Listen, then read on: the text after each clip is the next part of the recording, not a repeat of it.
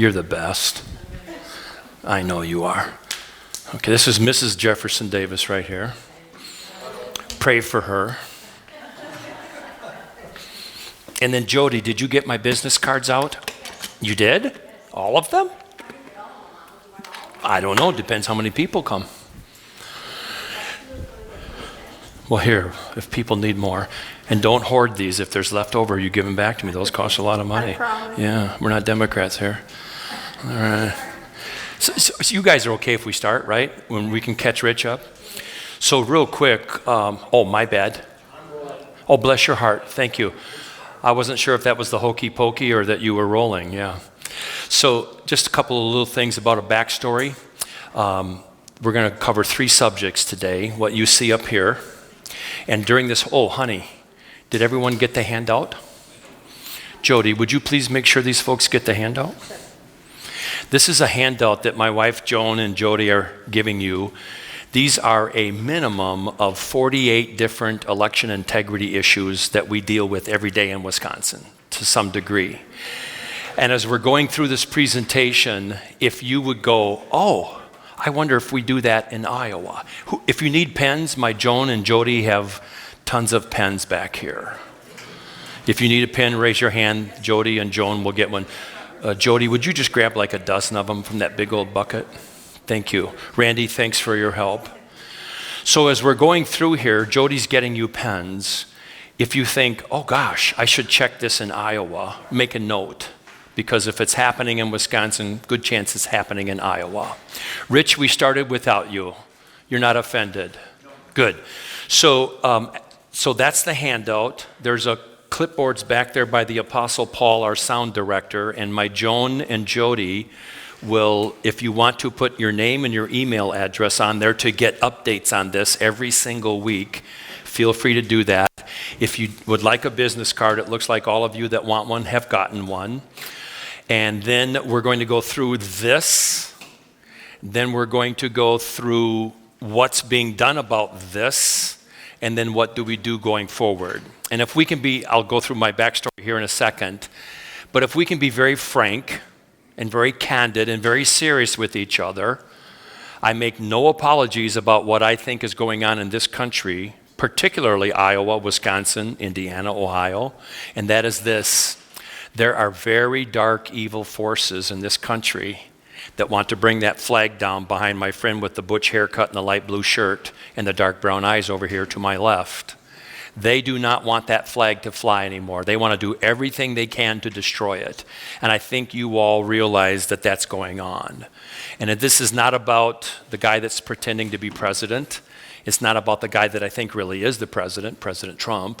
It's not about any of that. It's about whether or not we're going to preserve and protect our constitutional representative republic. We are not a democracy. We are a constitutional representative republic. So with those introductions, let me tell you how I got here today. Very fond memories of Iowa. My mom's from Iowa, so this is Iowa. Mom is from Creston, down by the Missouri southwest corner border. Her and her mom and dad moved from Creston, and they moved up to Newton, where the Maytag factory was. Mom graduated in '47. Grandpa and Grandma Hewson, a Welch name, moved to Wisconsin, bought a farm. You guys know where Wisconsin Dells is? Reedsburg, Baraboo? Okay, Grandpa and Grandma bought a Davis farm from my uncle and great-grandma up in the sticks, and then my dad started shining around my mom. And they started doing what men and women do, at least we thought they did, until the last 2 or 3 years. So then they got together and decided, hey, let's have some Davis boys. So there's 5 of us. Laverne is 75, David is 73, Robin is 67 or 8. And I won't tell you how old I am, but my twin is 64. Okay, and my name really is Jefferson Davis. I'll tell you a quick story about that. Then I'll tell you how I met Rich and how this happened today. We're going to get through this pretty fast. I have 3 speeds, fast, faster, and fastest, but it's doable. And then at the end, you get to ask questions. Paul asks that you grab the microphone so he can hear you as he's videotaping this. So my name is Jefferson Davis, and I'm not named after the Jefferson Davis, but if you are of a mind to study history, he spent a lot of time in this area. I don't know if he knew that. Just up the river is Fort Crawford in Prairie du Chien. Zachary Taylor, who later became a president, was the leading commander there at Fort Crawford, a French community. And at that time, Wisconsin was Wisconsin was a territory. And we had Fort Howard in Green Bay, a French community. We had Fort Winnebago and Portage where we lived. And then after the Winnebago Indians, they had Fort Crawford and Prairie du Chien on the Mississippi. And Portage is unique because the Fox River starts there and flows north into the Lake Michigan, one of the only rivers in North America that does that. And then number two, the Wisconsin River comes south and does a 90-degree angle and empties into the Mississippi up here at Prairie du Chien. So those three forts, Crawford, Winnebago, and Fort Howard, were the first three communities in Wisconsin. Davis, a young graduate of West Point in 1828 at the age of 20, was assigned here to settle the French-Indian fur trade conflict. Very similar to Mr. Dubuque, who was a French-Canadian who came down here in the late 1780s, signed a French-Indian fur trade contract and a mining contract with the Fox Indian chief in this area. So Mr. Dubuque came here in about 1787, 1786, somewhere in there. So just all kinds of history, and then just a little bit more of a snippet, and you're not going to believe this. So have any of you heard of Chief Black Hawk, the Sauk Indian tribe? Okay, Oregon, Illinois, just east of here a little bit on Highway 2, the Rock River that flows through Janesville and Beloit and then does a 90-degree angle and goes to Moline and feeds into the Mississippi. You're not going to believe this. So Chief Black Hawk, the Sauk Indian tribe, was one of the last Native American Indian tribes east of the Mississippi. Well, America, the leaders, wanted the Indian tribes to be west of the Mississippi, right here, where we are. And so Jefferson Davis fought in the Black Hawk War of 1832 as a 24-year-old enlisted man and fought side by side with a guy not very far from here named Abraham Lincoln, who was a Northern Illinois militia, and caught Chief Black Hawk and his tribal group in August of 1832, the Black Hawk War of 1832.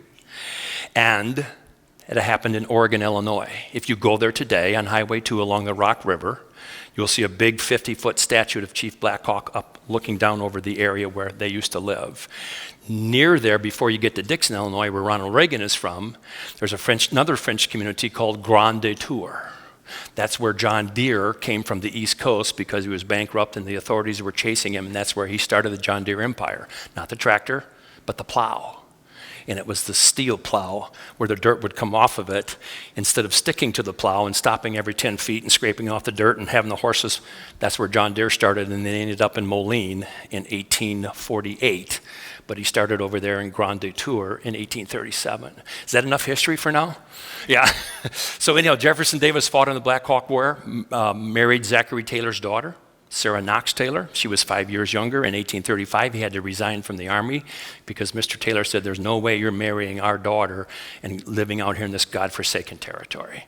So they got married, hopped on the Mississippi, went down to Biloxi, Mississippi, near his brother Joseph on plantation. She got malaria 90 days after they got down there and died. Bad deal. He was so distraught, he became a hermit for 10 years and worked solely on the plantation, but then got called back into the service with the Mexican War. And he served with who? Zachary Taylor. And Zachary Taylor was later quoted as saying, I should have trusted my daughter's judgment. Jefferson Davis is a good man. And then he became congressman, senator, governor of Mississippi, and then Confederate States. That all happened right here. So anyhow, just want to give you that quick background. Real quick, let's go from your left to my right, and I've got my pointer here so you know what these things are as we make references to them. On the far left here, let me see what it is. Oh yeah, and again, as we go through these things, say, can we do this in Iowa? Because it's very, very key if you can do this. In Wisconsin, we have a state statute that says you do not have to have electronic voting machines. You will see today they are the most corrupt thing in the entire United States of America when it comes to voting. And I've got the receipts here from all kinds of reports. And if you want to make copies, you can. You probably won't. If you want me to send you a digital copy, you just tell me and I'll send it to you. Because we're working very hard in Wisconsin to get rid of the voting machines. Why is that key? Number one, we have a state statute. Honey, did you put this up or Randy? You must have been drinking again. I don't know. Randy, okay. All right, at least you're honest. That's right. We are Republicans, or conservatives. So in Wisconsin, and take a picture of this, we have a state statute that says if you're under 7,500 population in Wisconsin, you do not have to use a voting machine. You can vote to get rid of them. After Joan and I go to a national conference in Missouri a month from now, we're going to come back to Wisconsin and try and implement this in all 72 counties to try and get rid of the voting machines. We believe that'll get rid of 1.4 million paper ballots that will never, ever have to see a voting machine, a scanner, a tabulator, or the results being transmitted over the internet.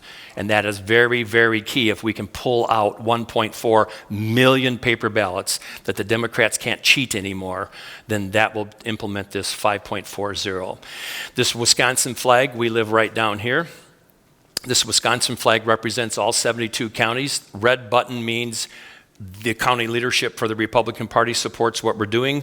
Blue means they won't respond to us. Yellow means they're bedwetters. And green means they sent us a letter and they support it, but they won't pass a resolution. So that's what that means. This is the state of Wisconsin Election Commission, in writing in February of this year said, we agree, you don't have to use voting machines and you can go back to paper ballots. So take a picture of that because you might want to do that for your Wisconsin Election Commission here in Iowa.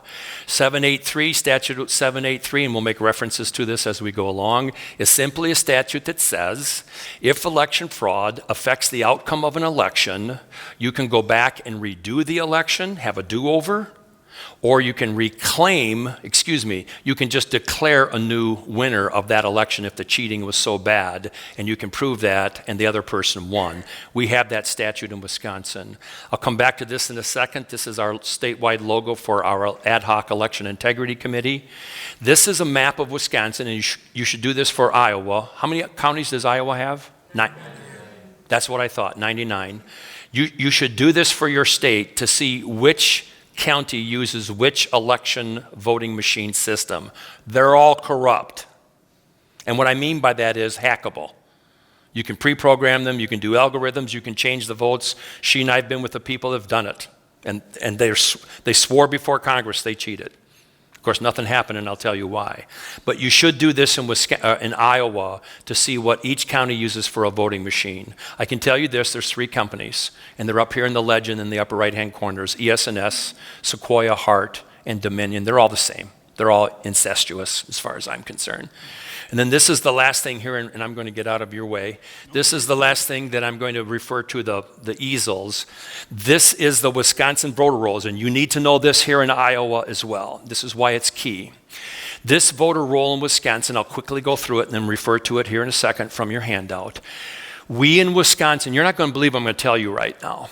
We in Wisconsin have in our voter database 7.5 million names. This is 2 years old. It was 7.2 when I first started this 2 years ago. Now it's up to 7.5 million. We only have 5.9 million people in Wisconsin. We only have 4.6 million that are over the age of 18 and allowed to vote. We only have 3.6 that are eligible, registered, active voters. And in 2020, the Wisconsin Election Commission said 94% of them voted. That is a bald-faced lie. So what we're trying to do really, really hard here in Wisconsin is, number one, get rid of the 3.85 million extra names because they can go from this bucket to this bucket anytime they want to. How do we know that?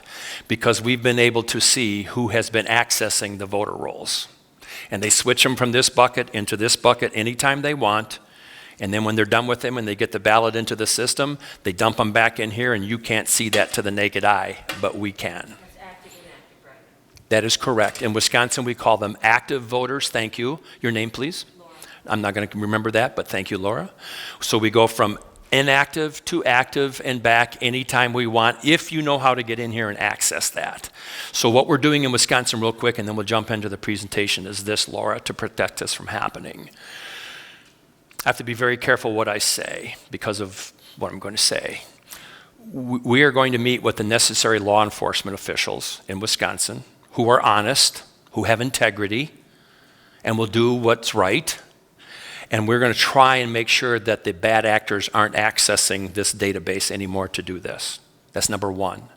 Number two, we're going to try and get these 3.8 million out of this bucket, so you can't switch them back and forth. Number 3, we believe we have found 436,000 fake voters embedded in the 3.6 million active. And the Democrats can get them in the system anytime they want. You'll hear that during the presentation. So with that being said, I'm going to go to your handout. And then on these tables, and you're welcome to come and look at these 3-ring binders. There's hundreds, if not thousands of pages, and I'll just quickly go through them, so when you get done, you go, okay, that was on this table, that was on that table. The door handles, I'll tell you about that in a second, and then the tower with the door handles, I'll tell you about that as well. On my right, your left, are 3-ring binders that I'll refer to during the presentation. And then on your right, my left, are more 3-ring binders that I'll refer to, and you'll notice a number of 20,682. That's how much numbnuts supposedly beat Donald Trump in Wisconsin in 2020 at 3:44 in the morning, and I'll show you that here in a second as well. Again, I'm not here to try and impress you. That's not the purpose of being here. The purpose of being here is, if this is happening in Wisconsin, there's 5 states, Georgia, Michigan, Pennsylvania, Arizona, and Wisconsin, that will make or break the 2024 election like it did in 2020. And if we don't stop this, it's going to happen again, I'll guarantee you, and we can all go home right now. And the presentation's over. No offense, Iowa is not a threat, because you don't have enough electoral college votes. And you don't have enough Democrats that'll go along with this nonsense like we do in Wisconsin, namely the governor, the attorney general, and the Wisconsin Election Commission. You guys have really good people in this state, whether you realize it or not, that will never, ever allow this to happen. And if it did, somebody's going to raise a hand and say, by God, you are not letting that happen here in Iowa. No one did that in Wisconsin until it was too late. Yes, Randy, the questions are at the end, but I'll make an exception. I'll get to that point too. Yeah, we'll share with that as well. Yeah, there's some rhinos in Iowa. A lot of them in Wisconsin. Yeah. So with that being said, where's Jody? Jodes, come here, please. And Randy. So I didn't know Jody and Randy until about an hour ago when they pulled up in the parking lot and graciously helped me with this. To show you how easy to figure it out how the Democrats cheated, I will show you this trick. Jody and Randy are going to pick one number from these 6 pages on white paper with black ink, 4 rows, 8 columns. There's 32 numbers per page. Comes up to 192. While they pick one number from one of these 6 pages, I'm going to keep talking, and then I'm going to turn to them and ask them if they picked a number, and if they did, I'll tell you which one they picked. It's pretty crazy, isn't it? Laura, are you with me? All right, so while they look at that and pick a number, and then when you're ready, one of you say, would you pick one already? Oh, then you can go stay right here. Stay right here. Is the number you picked on this page? It is? You're sure about that? Yep. Is it on this page? Yep. You sure about that? Yep. Is it on this page? Yep. Huh? Is it on this page? It's not on that page. Is it on this page? You agree, Randy? Yep. It's not on there? Is it on there? No. 44. Yeah. Is that the one you picked? Okay, go ahead. Have a seat. All right, this is pretty crazy. You want to know how I did that, don't you? I'm not going to tell you. I still haven't told Mrs. Davis, and she's angry at me every day. Did I tell you? You did? You're so sweet, and I'll tell you how I did that in a second. But isn't that crazy? 192 numbers, and I can tell within seconds which number they picked up off of one page. But that's how easy it is to figure this out. So in August, 2 years ago now, August of 2021, y'all heard of retired Milwaukee County Sheriff David Clark? Okay, good guy, we think, all right? So he had a rally on the steps of the Capitol in Madison in August of 2021. Now, were you there? I was. You were? Shut up. Yeah, no, shut up. Are you serious? Are you with Laura? Yes. You did really well. Yeah? You got out over your skis when you found her. Here we go. Rich, were you there? You've been there for other things, but not that. Okay. So my Joni and her brother, Dale, the 3 of us went there. And I'm like, okay, that's pretty cool. So if you can picture these big, beautiful state capitol building, right? Flag, huge jumbo screen, music, yard signs, lots of people, good speakers, the whole thing. So Joan and I got done. Now we're 10 months into the post-November 2020 election. And you all know as well as I do that something really, really bad went wrong in November of 2020. I mean, I have a public degree, administration degree from the University of Wisconsin-La Crosse, but I also have a CS degree and an HAB degree. You know what those degrees are? The CS degree is common sense, and the HAB degree is have a brain, right? So Joan and I and her brother sat down afterwards, and we said, what's your first name again? Michael. Michael, roll your boat ashore? As in the Bible? You're a big deal. Wow. So Joan and I sat down with her brother, and I looked at them like I'm looking at you, and I said, what do you think of the rally? What do you mean? I said, well, what about the music? Good. Speakers? Yeah, okay. People? Oh, a lot of people. Signs, flag, building? Yeah, good. I said, do you think anything's going to get done about this? They go, no, why? And I said, well, I know one guy out of 5.9 million people in Wisconsin that will get something done. And they both looked at me just like you're looking at me and said, please tell us it's not you. And I said, well, if it's not me, then who? And if it's not now, because they're going to keep doing this as long as they can keep doing it, right? So that was August of 2021. We quickly sat down and formed this ad hoc committee of people of all different walks of life, whether it was church, faith-based, whether it was data, whether it was science, whether it was cyber, whether it was small business, police officers. We formed this statewide committee, and we went to every county to form this committee. Here's what we do every single day. We do all things election integrity. We've identified 48 of them, which we'll jump into here shortly, because this is what we found out. Someone mentioned the word rhinos before. I believe it was you, Randy. And I say that in an affectionate term. I don't mean that to be disrespectful or a derogatory term. But there's a lot of people that are Republicans in name only. And we met a lot of them in Wisconsin. But we still have to work with them because in Wisconsin, 65 of the 99 assemblymen are Republicans. 22 of the 33 senators are Republicans. So we have a supermajority, veto-proof Senate in Wisconsin, and we're 2 votes short of having the same thing in the Assembly. I'm sorry, 64-35, not 65-34. So we're really close to overcoming our governor. You know who the governor is in Wisconsin, Evers, the cadaver? Hey, I'm Tony Evers. That's close. Well, he's thinking of having Tony Evers on the ticket this year. So we're like, take him, please take him. So we've got him, but we'll be able to overcome him on some of the stuff that I'm going to share with you now. So we sat down with 2 election integrity state representatives. We formed this committee. We put an action plan together, and I'm telling you, this is a slow grind. These things don't happen quickly. And we've been able to, over the last 2 years, identify these 48 issues, which I'll only focus on 5 or 6 with what are these things called? Handouts and these props for you today. So with that being said, let's jump into that outline. And Joni, oh, here it is. Precious, do you have my cheaters, or are they still in here? Oh, I found them, hon. All right, good.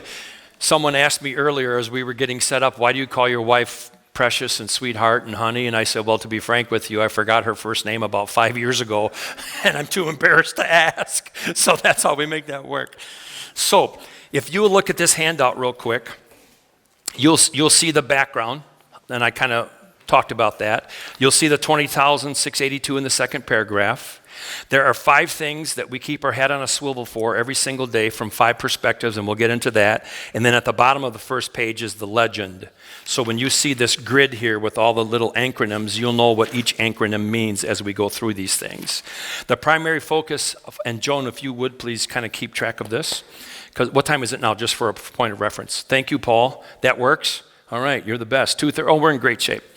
So here's what we're going to do on page 2. This is what I have on page 2. For some of you, it's page 2, but it's on the back of page 1. And Rich or whoever printed these copies up, thank you for doing that for today. So we're going to go through the first 5 or 6 and then maybe one on page 2, and then we'll open it up to questions using this as a reference. So real quick, is the first one Zuckerberg? Okay. We had a great Wisconsin Supreme Court justice called Justice Gableman. Great man. Served a 1 10-year term. He was in charge of the Office of Special Counsel to investigate this fraud. This man and his investigators and his attorneys found stuff that would make your toenails curl. And I was going to say make your hair hurt, but by looking at some people in this audience, that probably wouldn't be a good thing to say, especially the guy to your eye, that guy over there, man, I'm telling you. Exactly, it just keeps falling off the back of your head, huh? I should be quiet, I'm not far behind you. So Justice Gableman identified the Zuckerberg fraud. Now, I'm sharing this from the Wisconsin perspective, but you need to make sure it's not happening here. And here's why. In Wisconsin, here's what we found, here's what we did about it, and here's what we're going to do. We found out, and we can be frank with each other, right? We're all amongst friends, right? The biggest corruption in the history of Wisconsin elections in 2020 under the fake COVID nonsense, and I'm not being disrespectful if you had COVID. I got it, almost died. I was within minutes of dying, but somebody had a better plan for me to be here today. I wouldn't let them put me on a ventilator or a respirator. I wouldn't let them give me that remdesivir. We literally got healed. There's just no other way to say it. But this man quickly found out about 5 things with Zuckerberg. Number one, and we've got the receipts here to show them to you. Just let me find them real quick. If you want to look at them. Thousands of emails from this horrible, rotten organization called Facebook. But he called it the Center for Tech and Civil something. What they did in Wisconsin, and you better make sure they don't do it here in Iowa, is they parachuted in with $10.3 million. And I'm going to start here on your right, my left, and use you 5 as the 5 cities. Milwaukee, Green Bay, Kenosha, Racine, and Madison. They gave you 5 $8.8 million of the $10.3 million with Laura and Michael as the runners. These guys were on the grounds, had access to the voting machines, had access to the Wi-Fi, had access to everything. And with these 5 cities, they took the $10.3 million and they bought these stupid election drop boxes. Okay? And what we found out from the Wisconsin Supreme Court a year ago last week is, guess what? They're illegal. And therefore the results of the 2020 election in Wisconsin are illegitimate. And the Wisconsin Supreme Court was screaming from the top of the Capitol in downtown Madison, Wisconsin, will anyone please pay attention to us? Your election results are illegitimate. You need to either do the election over or give those 10 electors to someone else because you didn't follow the law because of this crook and you 5 crooks. And then we took it a step further. Jody and Randy helped me with this pile. These are the top 20 cities in Wisconsin that were the main recipients of this money that had the illegal ballot drop boxes come into Wisconsin. And these are the receipts for those 20 cities. I have receipts for over 200,000 ballots that, according to the Wisconsin Supreme Court, are illegal. And therefore the election results are illegitimate. You harmed and you injured the voters, therefore you should be doing this election over. Now this was a year ago. What do you think's been done in Wisconsin since then? There's only one Pied Piper that travels the whole state, and now he's in Iowa. That's willing to take it all. Because my Joni, when I sat down and said, I said, you know they're going to destroy me if I do this. And she said in her sweet voice, she said, it's okay. I'm behind you 100%. So for the last almost 2 years, with the exception of almost dying from COVID, this is what I've been doing. And guess what I'm going to do tomorrow? Same thing I'm doing today. Because you know what? It doesn't make any difference. She drives a BMW, I drive a Saab. We have a beautiful home, more money than we'll ever know what to do with. And guess what? They can have it all. Could care less. Because if we don't have that representative republic next to Greg, it doesn't make any difference, right?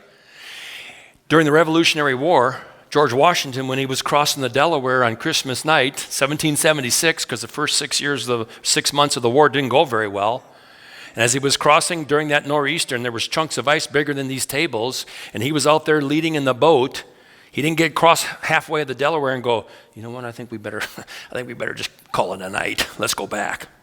all night long. That man, boat after boat, equipment, military stuff, horses, men, all night long. Then about 80 years later, 1863, guy by the name of Abraham Lincoln started the Gettysburg Address, the most profound 272-word speech in the history of mankind.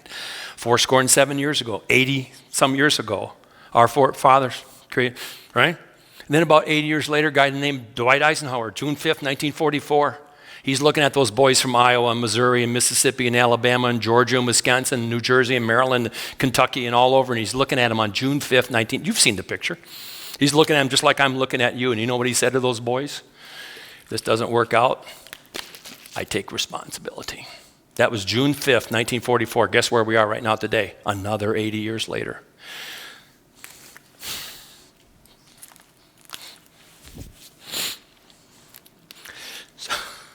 So when I said to her, you know they're going to destroy me, she said, I'm behind you 100%.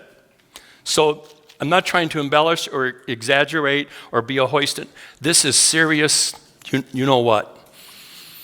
Ends with hit and starts with shh, right? So as we continue, I'm sorry to get emotional, but this is very emotional. So what we did with the Zuckerberg thing is this. We said this can never happen in Wisconsin again. So we got rid of the drop boxes. We're going to pass a constitutional amendment. This is how the Democrats work. In Wisconsin, we go to court to protect and preserve and enforce the law, but the Democrats go to the cheat to try and break the law. So we had to go to the extreme of passing a constitutional amendment that you can't have Mark Zuckerberg and his money and his people ever coming to Wisconsin and ruining our elections again. Now, we're going to get a chance to vote on that April of 2024. So, Rich and you that are here today, if you have any hint of that in Iowa, you contact me. I've got contacts in this state to make sure that that man does not come here and do this to your state because he repackaged himself. Instead of the Center for Tech and Civil Liberties, it's now called the Voter Alliance Organization. And he's donated another $80 million to try and ruin the 2024 election. It was $400 million for the 2020 election. Now he's just repackaged it. So if you hear that word, red flags go up. And you get a hold of Rich, and he can get a hold of me, and I'll get you in touch with people. So you cannot let the Zuckerberg people ever come in here again. We have identified, just give me 1 second, in Wisconsin, and you're probably going to get this in,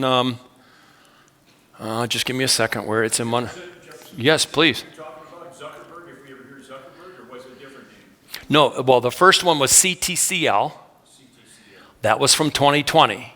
But because of all the lawsuits, because of all the legislation to get rid of him, the new one is called Excellence in Voter, or Voter Excellence, I think it's called.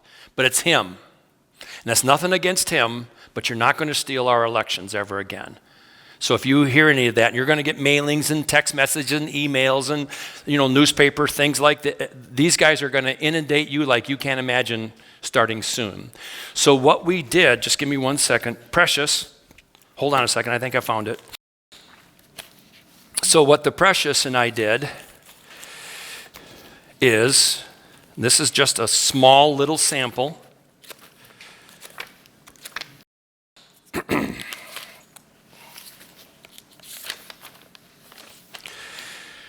So this is just a small little sample of the nonprofit, liberal, big tech billionaire organizations that'll sweep into your state and try and destroy you with your elections. I was going to say, where are my glasses? They're on my hand. Here's the names you want to remember. For Our Future. And they'll send you text messages like this lady got from a number that looks like it's an Iowa number, and they know your name because they buy the voter list, but this is a bot. This is a troll. And so if you see anything that says For Our Future Iowa, run for the hills. Anything that does with Tom Steyer, S-T-E-Y-E-R, run for the hills. And I'm not going to apologize if you're a member of the AFL-CIO, but they're into this up to their eyeballs. Asks me, AFS-CME, AFT, the National Education Association, and the Service Employees International Union. They're all in this together, all of them. My dad always used to tell me, Jeff Emery, the best union you have for you is you. You show up to work. You work until that guy tells you not to, and you come in early if he wants you to. He'll pay you as much money as he can, but you're your best union. These guys will do anything they can. Here's another one. This is unbelievable. It's called here it's called Wisconsin Matters, but in Iowa it's probably going to be called Iowa Matters. And they're paid for by the Zuckerberg people. They just rebrand themselves all the time. You know what's so sick about this? My little Joni has 2 children from her previous relationship, and I have 2 boys. And her daughter, who's never lived with Joan and I, is getting these requests for an absentee ballot or voter registration at our house in Menominee Falls. She's never, ever lived there. Ever. And she keeps getting postcard after postcard from these liberal organizations. You're going to get requests here in Iowa for an absentee ballot. Okay? You're going to be flooded by these organizations. And they're all going to say, voter integrity and voter intelligence and a bunch of nonsense. If you get those, save them like people have in Wisconsin. You're going to get all kinds of requests for not only absentee ballot requests, but voter registration here in Iowa. This is for my deceased son who got killed by 2 cocaine dealers in a car. They were going 90 miles an hour and ran him over, killed him instantly in downtown St. Petersburg, Florida in April of 2015. He was going home at about 2:30 in the morning to take his wife to the hospital to have their little baby boy who was born 48 hours later. And these 2 cocaine dealers ran him over, killed him instantly. He is still getting voter registration forms sent to my home in Menominee Falls.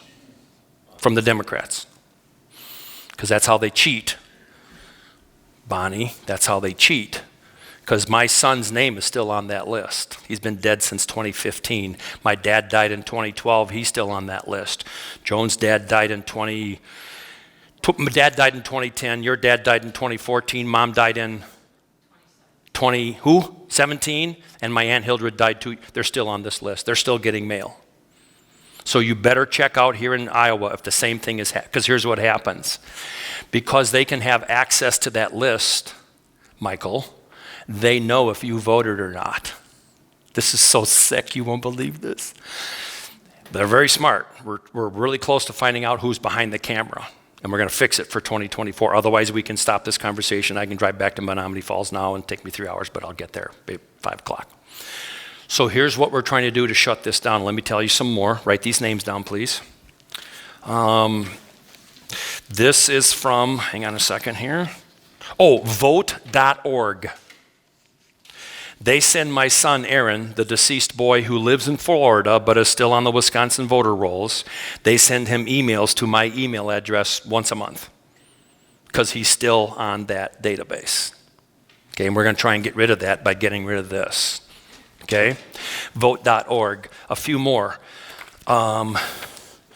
Center for Voter Information, CFVI, Center for Voter Information.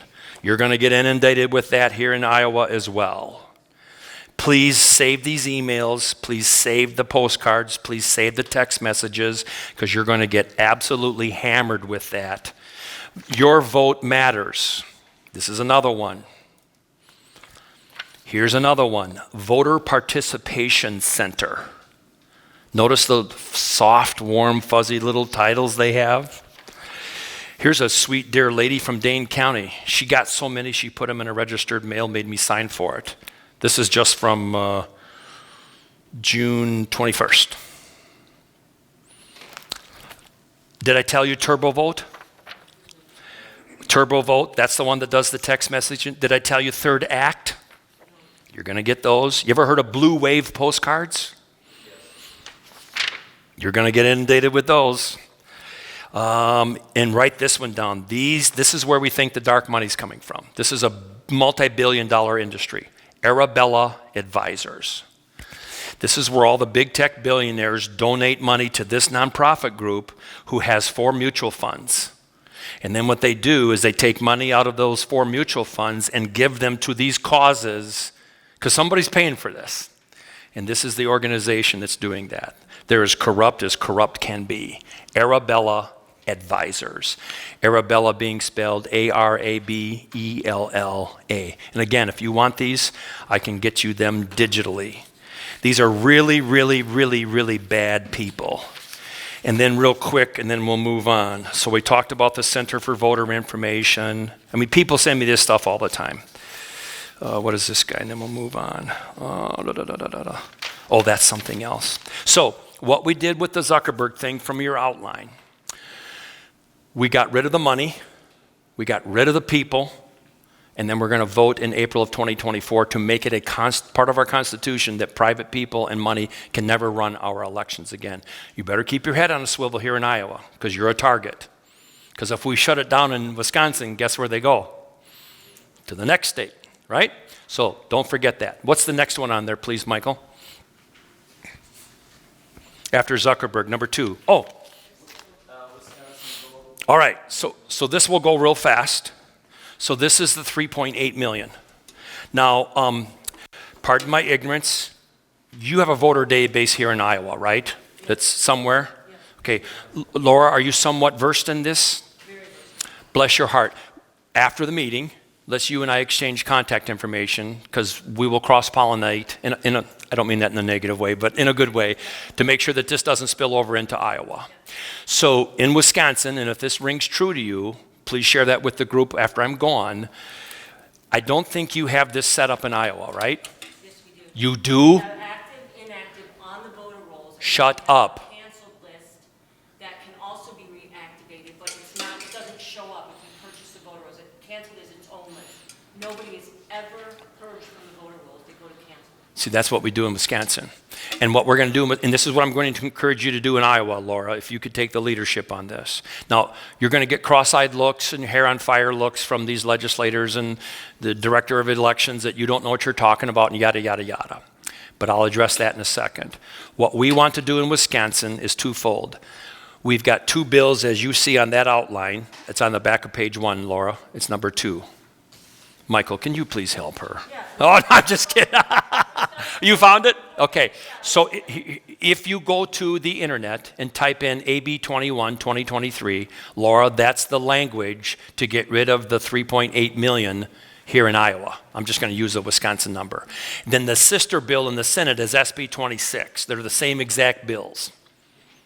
So I'm going to encourage you, Laura, to take the lead on this and see if there's any existing legislation in Iowa, because don't you control both houses here in Iowa, Republicans, and Kim Reynolds, the governor? This should be a no-brainer. We've been scrubbing the rolls with one at a time doing voter roll challenges. Yeah, that'll take you until the cows come home. Those are onesies and twosies. We want to do millions. And I don't mean to discredit that, but we're doing the same thing. It's called North of 29. We go to the doors where there's 10 people registered, and we say, hey, Michael and Laura, are these 6 people that vote from do they live here? You go, we've never seen these people. We we ask you to sign an affidavit, and then we go back and but we want to try and do it in one fell swoop, so that you guys got better things to do than come and listen to Jefferson Davis on July 22nd at 2 o'clock in the afternoon, blow V8 for 2 hours. You get better things, so this will take care of it all in one shot. So let's you and I talk about that afterwards. Now, here's the other thing. Number 2 and 3 go together. So embed, and you guys need to do this in Iowa too, Laura. I can guarantee you have fake people in your voter rolls here in Iowa. This is what we found out in Wisconsin. And do I say it the right way? How do you guys say it? Wisconsin? Yeah. We say kind of Wisconsin. So, but anyhow, so here in Wisconsin, in this bucket, number 3, write this number down in the first bullet point. We have 436,000 people embedded in the 3.6 million. And the 5 data points here, the legend at the top is, what's the issue, number 1, column number 2, whose auspices does it fall under, what's the statutory or administrative reference, 4, what's the status, and 5, what can you do? Now again, as we go through this, I'm not trying to impress you. I want you to adopt this for Iowa, because I can guarantee you the same thing's going on here, maybe to a different degree or magnitude, but it's going on here. So in Wisconsin, here's what we found out. We have some really smart people that were able to take the 7.5 million names, and they were able to take them and put them into a national database search. And they did it from 26 perspectives. I'm just going to use you, Randy, and Jody, and Michael, and Laura as examples. Credit cards. Do you show up as owning a credit card? None of you do. Do you have a driver's license? We put you through the national database. You don't have a driver's license. We put you through the bank accounts. Do you have bank accounts? None of you show up. Do you own a home? None of you, 436,000 out of the 3.6 million in Wisconsin don't own a home, don't have a credit card, don't have a driver's license or a bank account. So what we did, and we just got the results Thursday, I think. So what we did, it cost $12,500 to buy this list. And you're familiar with that, if you buy the list from the state of Iowa. That's only $2,000? That's with the weekly update. We only have 3 million on the voter roll. It doesn't make any difference. You push a button, there's the day, right? $2,000 with weekly update. 12.5. So we raised the money around Easter because it costs a lot of money to buy this. We have a nonprofit organization that lets us send them the $7.5 million, and they will put them through a national database search for free. We just got the results back, and we'll do the same for you, Laura. Contact me afterwards. But I have to do this confidentially because I can't have people's names and phone numbers. And yeah. So we just got the results back on Thursday, and it's not good for the Democrats. So what we've been able to pretty much ascertain that embedded in here in 2023, cumulatively, there's 522,000 questionable. Is that active or inactive? This is active. Well, guess what? If you have a head start of 436,000 people in the state of Wisconsin for a statewide race, you can win any race you want. So it gets dicier. So that's number 3. So what we're going to do is, and I'll help you with here in Iowa, what we're going to do with those 436, we need to take it to 2 more levels. We're going to take it past phase 1 to 2 more or 3 more credit card, car ownership, or a homeowner. If those same national database searches match pretty much what the first database search did, then we're going to take it to phase 3, and you may have to do this in Iowa. We're going to go to the counties that show the most fraud to see how many of them voted absentee. Well, if they don't exist as a human being, they're voting absentee. So then we're going to find out if they requested an absentee ballot, did they get an absentee ballot, was it returned, and was their vote recorded? And then what we're going to do with phase 4 is we're going to go to court, and we're going to ask a judge for relief to get those 436,000 out of here before 2024, because otherwise there's no way we win in Wisconsin. Absolutely no way whatsoever. And I'm telling you, if we shut this down, then they're going to come to you. And then they're going to go to the Dakotas, because the Dakotas only have 3 electoral college votes, I think, each, and you guys have 6? Does that sound, 6 electoral college votes? Does that sound right? No, we have 3. No, you got more than 3. 4 Congress and 2 Senate. There you go, you got 6. I feel like I'm an auctioneer. Hey, would you go 5? Yep. Okay, here we go. We're on a pig farm selling hogs. But anyhow, so I know this is crazy. I don't know if Rich told you, but I'm crazier than a pet coon. So, and if you don't believe that, ask Mrs. Davis. So let's skip number 4. Now number 5. This is really dicey. We got including this one. We got 3 left. Then we'll open it up to questions. And I'll stay here as long as you want, because we're staying overnight in Dubuque again. Mrs. Davis loves Dubuque. But anyhow, and here's 5 things that make our marriage work. For you men, listen to this very closely. You're right. I'm wrong. Thank you so much for bringing that to my attention. Please forgive me. I'll do better next time. You do that every day, all day long, you're in pretty good shape. But now she's added another one. Well, you don't really mean that. Oh my gosh, really? Come on now. Michael's looking at Laura going, oh boy. Why'd we come here? Why'd we come here today? All right. Thank you. Oh boy, yeah. All right, so here's the deal. 3 more to go. How we doing so far, okay? Glad you came? All right, good. It's not too bad. All right, so here's what we found out, and this gets really dicey. I have to be very careful what I say. Yeah, 3 more to go. So we are aware in Wisconsin of people who are accessing this database. Is that Eric? No, I'll talk about that in a second.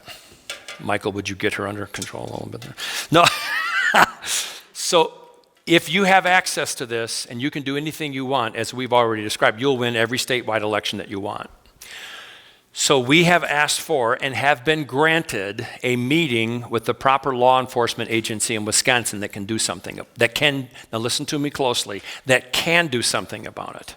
I didn't say that will or would, I said that can. So what we're going to do is we're going to meet with these people. They're going to have 2 or 3 of their representatives. Hopefully we'll have about 5 or 6 of ours from a data standpoint, from a cyber standpoint, from a physical paper ballot standpoint, from a science actuarial standpoint, and then from a legal standpoint.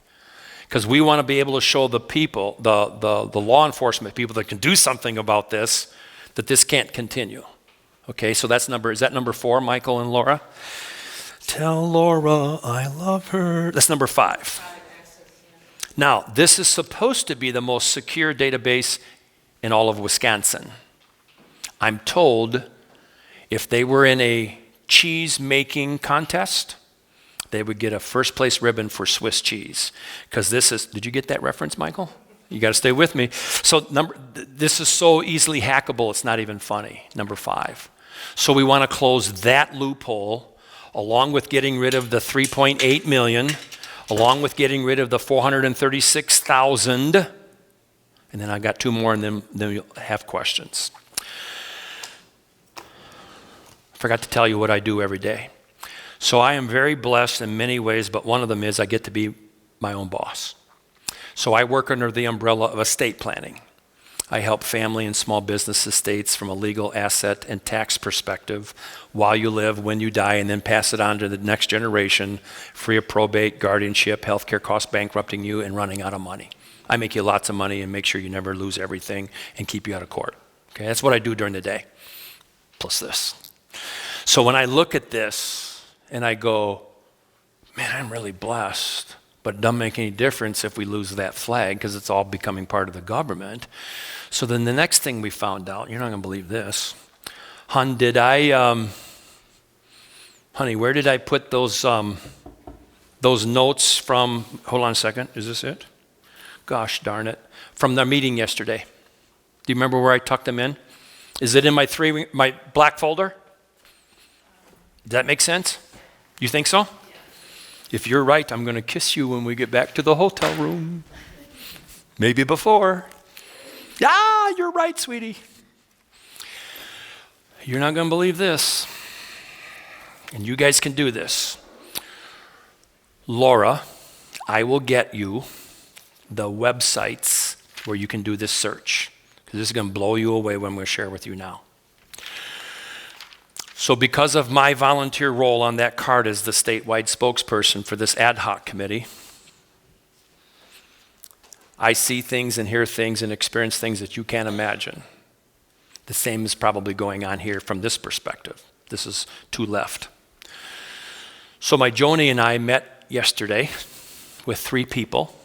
1 who brought us this data, and then 2 people who I can't say who, that can do something about it from this perspective.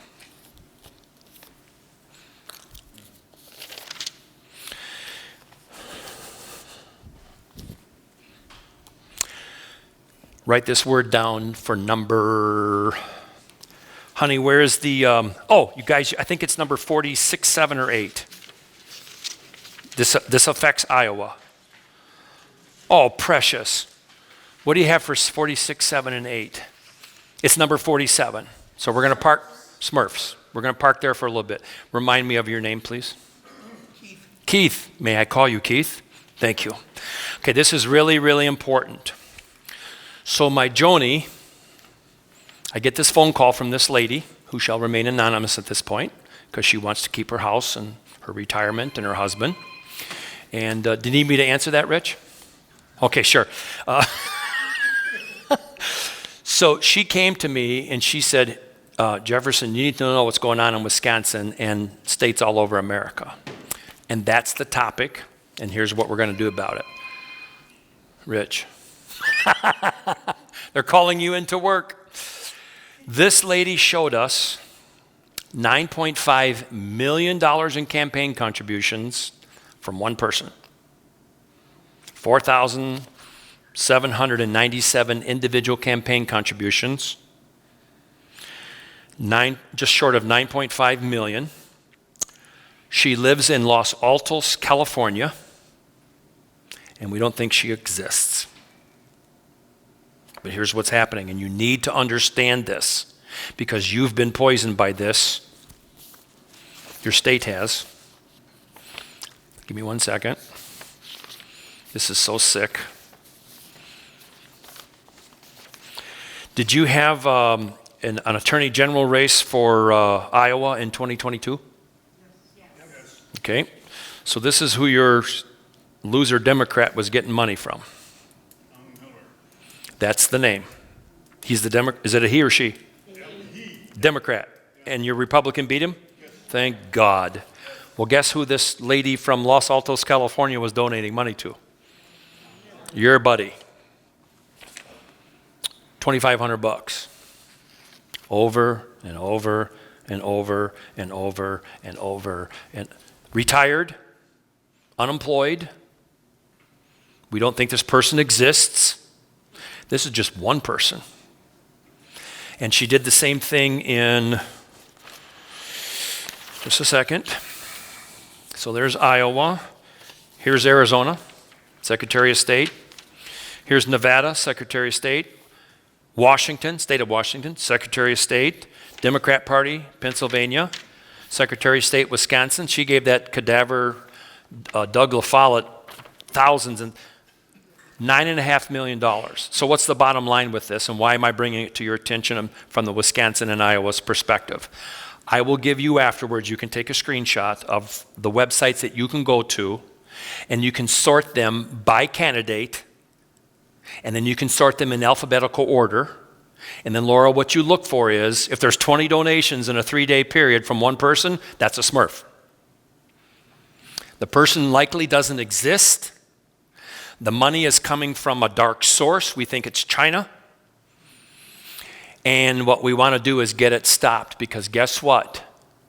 Whoever the Republican nominee is in 2024, if this is allowed to continue, the donation, dark money scheme, don't have a chance. We will not win the United States of America. I'll see you afterwards, okay? That is very, very key. And then the last one that I want to talk about, and I'll touch on a few other ones very, very briefly. The last one I want to talk about is the Jones. So we talked about the 436,000 fake people, right? We talked about the 3.8 million. We talked about Zuckerberg. We talked about the Smurfs. We talked about the voting machines. I think those are the 5 priorities in Wisconsin, but there's one more that I feel like we need to talk about. Some of these are just window dressing. This is not key, but it could be. It's number 43. Is number 43 on your handout, taxpayer-funded out-of-state college badger? Okay, you better check on all of these, and I can spend more time with you later, but I want to be respectful of your time. In Wisconsin, this is crazy. And if this is being allowed in Iowa, you better shut this down. We have 150,000 college students in Wisconsin at all the different campuses, private, public. I'm just like, you gotta be kidding me. So in Wisconsin, I come to your school, and I'm from Missouri. We pay, Michael, Laura, to come to your dorm room, get you registered to vote in Wisconsin, even though you live in Missouri. Remind me of Eric, that was the last one. Okay? And then I'm gonna do the door handles, then we're done. If it's legal to vote in Wisconsin as a college student, I'm okay with that. But why are we hiring Laura, taxpayers' expense, to come to your dorm? Hey, Michael, my name's Laura, I'm a volunteer. And no, you're not a volunteer, you're getting paid by us. Did you know you can vote in Wisconsin? Guess what? Michael's probably voting in Missouri too. If that's going on here in Iowa, you better shut that down. Isn't that what they're doing at Luther? Luther College? I ran track there. Decorah.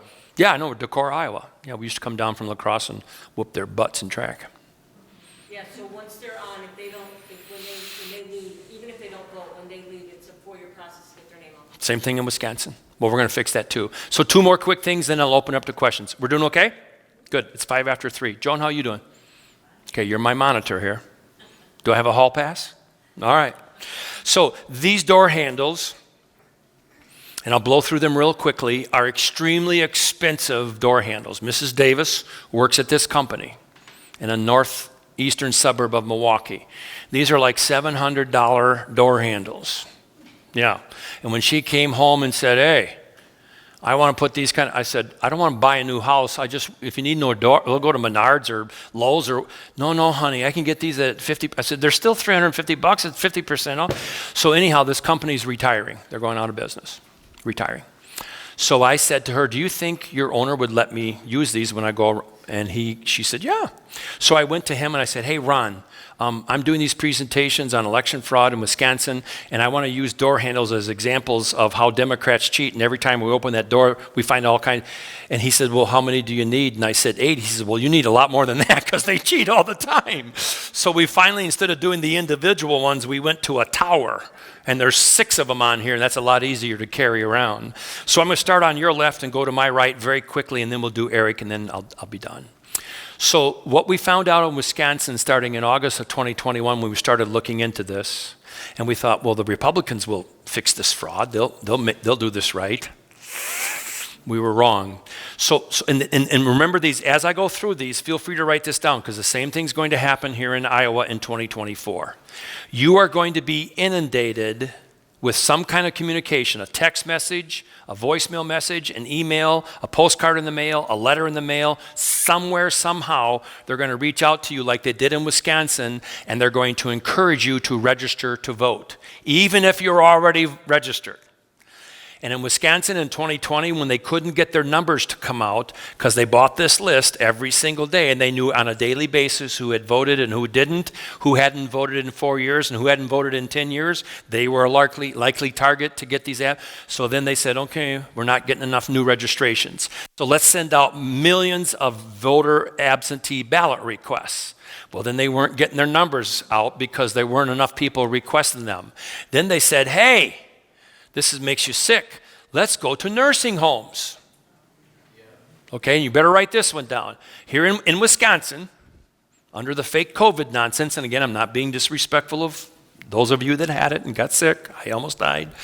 In Wisconsin, we have, and that's on that list of 48. So Michael and Laura, I'm going to pick on you two again, and maybe Keith. So in Wisconsin, if you go to a nursing home in Menominee Falls, the 2 of you go as witnesses to give that absentee ballot to that resident, because you want to make sure that she's not being influenced inappropriately, and that you guys don't cheat and fill it out for her, yada yada yada. Well, in 2020, the Wisconsin Election Commission said, no, we're not going to do that because you're all going to die from COVID. So we'll just drop a bunch of absentee ballots off at the nursing home. See you in a week. You ready for this? In Wisconsin, you better write this down for Iowa. There's 1,121 nursing homes in Wisconsin. Either assisted daily living, either full-fledged nursing home care, hospice, or daycare center, where you drop mom or dad off and go back and pick them up at the end. So from those 4 perspectives, there's 92,000 people that fit into those 4 categories in those 1,121 homes. Guess how many of them voted in 2020? Almost all of them. Guess how many normally vote in a nursing home? 2%. In this report that you can look at, from Justice Gableman, where did I put him? Up here. Yeah. Thank you, Laura. You and Joan should get together. Keep track of me. So in Justice Gableman's report, because of the fraud, he went with his investigators, and they either looked at your voting record, they videotaped you, or they interviewed you in 91 nursing homes in Racine, Kenosha, Brown, Dane, and Milwaukee counties. They personally interviewed, videotaped, or looked at your voting records for 3,301 of you. 3,201 of you. Guess how many of the 3,201 of you in those 91 nursing homes in those 5 counties voted? Almost all of them.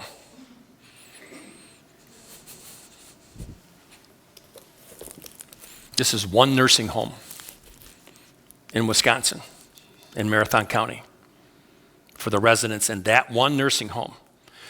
We verified that they were who they said they were. We verified that they were on My Vote Wisconsin. We verified that they lived at that nursing home. We verified that they voted. And then we found their obituary. And we did this all over this. This is one nursing home. And you're welcome to look at this, Laura, because you guys better be prepared for the nursing homes in 2024. Because the Democrats are going to come in under the darkness, and they're going to try and steal as many of those.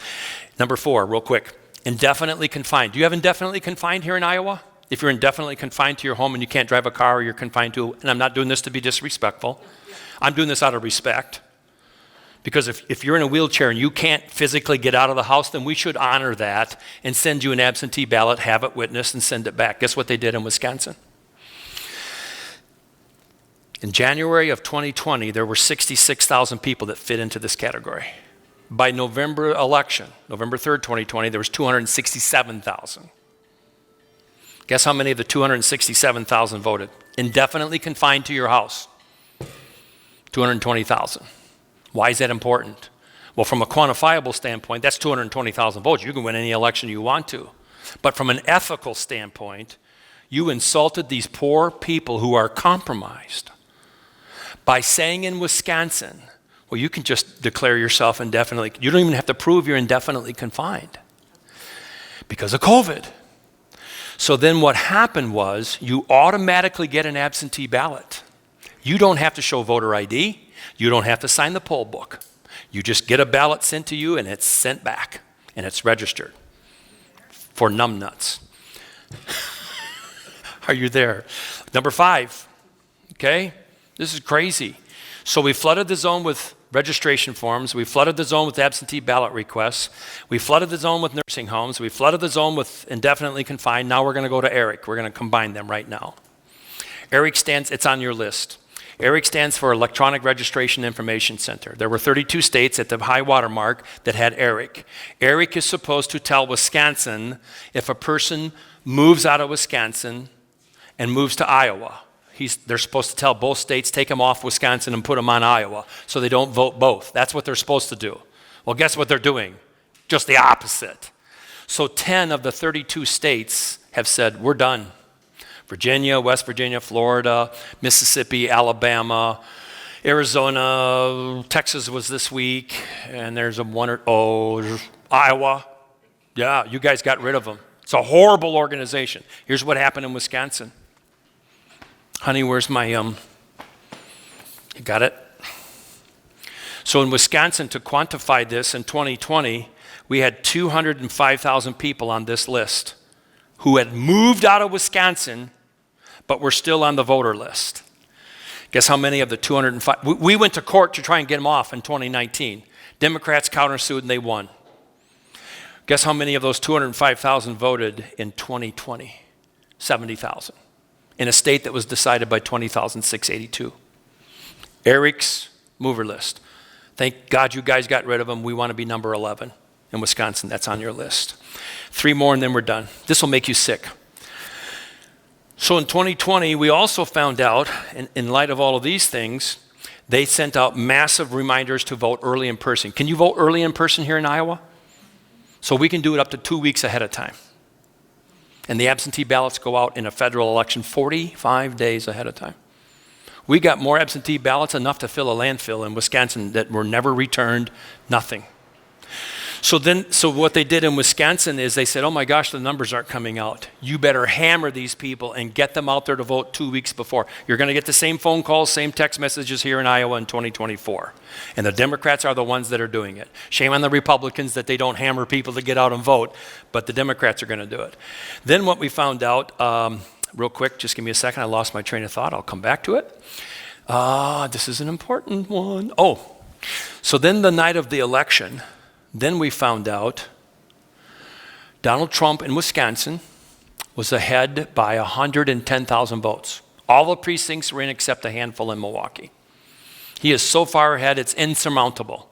There's no way that he's going to lose. We go to bed, and Mrs. Davis, being of the German heritage that she is, you know, you can always tell a German. Right, Keith? Just not very much, right? So anyhow, I know, crazy. You still like me, I know you do. Okay, so we go to bed, and I said, honey, if there's a God, like the insomniac, dyslexic atheist, he stayed up all night trying to figure out if there really is a dog. I tried, you guys didn't get that one. I tried, I told her, I said, I think he's got it. She goes, oh, no. This is like 12, 1 o'clock in the morning. We worked our hearts out like you guys do here in Iowa. Unbeknownst to us, number 8 out of 7 out of 8, what they did is this. You all know what a flash drive is, flash stick? Okay, in Wisconsin, this is how it works. We have 37 communities that have what's called central count. All of the absentee ballots in Dubuque are brought to one place, not at the individual polling places to be processed, but they're all brought here in one spot. Well, Milwaukee does that, and there's 37 cities that do that. We were number 38 in Menominee Falls, but we got rid of it because it's a horrible, horrible idea. So on the night of the election, I got the receipts here. They're somewhere in one of these binders. They went home. Remember when Georgia and Arizona and Michigan and Pennsylvania, they all just stopped like at 12 o'clock and said, oh, we'll go home, we'll finish this tomorrow. Well, you know what they were doing? This. I can tell you from Wisconsin. We got the receipts. So they went home, and the director of elections said, oh my God, I lost my flash drive from central count with all of the results on them. Oh, here it is. At 3:26 in the morning on November 4th, she found her flash drive. She plugged it into the machine to tabulate it. There was 170,000 absentee ballots on here. Donald Trump was ahead by 110.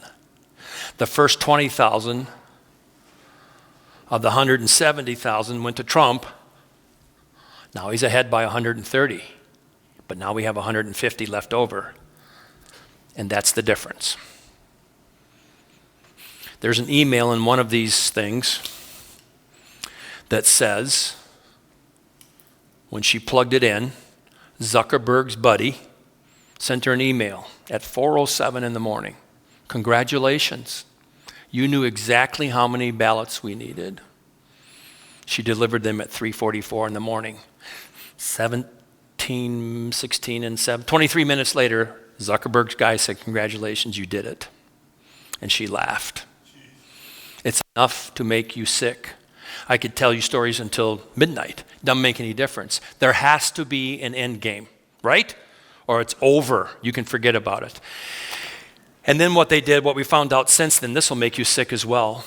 In Wisconsin, Keith, you can go online and you can request an absentee ballot. Well, guess what, Keith? If I know your date of birth, I can have your absentee ballot sent to me, and you don't even know it. We plugged that hole. We've plugged almost all of these holes. Then we found out, you ready for this, Keith? This will make you sick. Where'd my nursing home one go? The big fat one? Right there.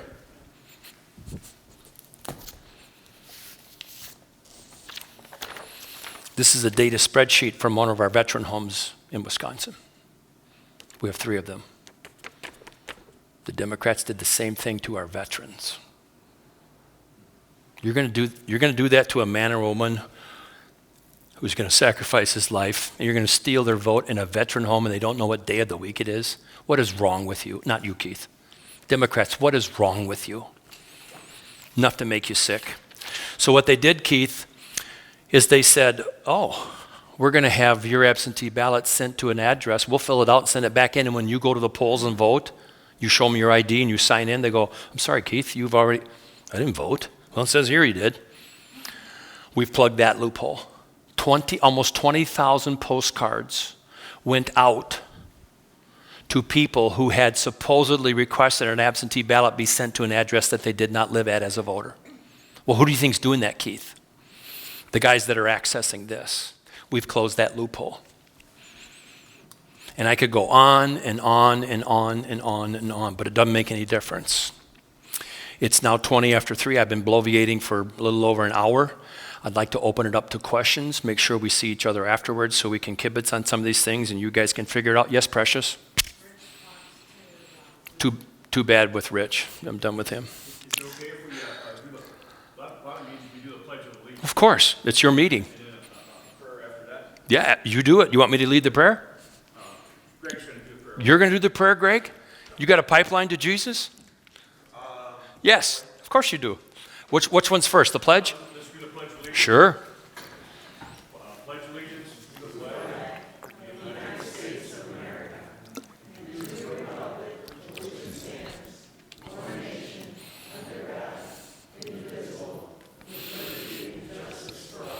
Amen. And Greg is praying.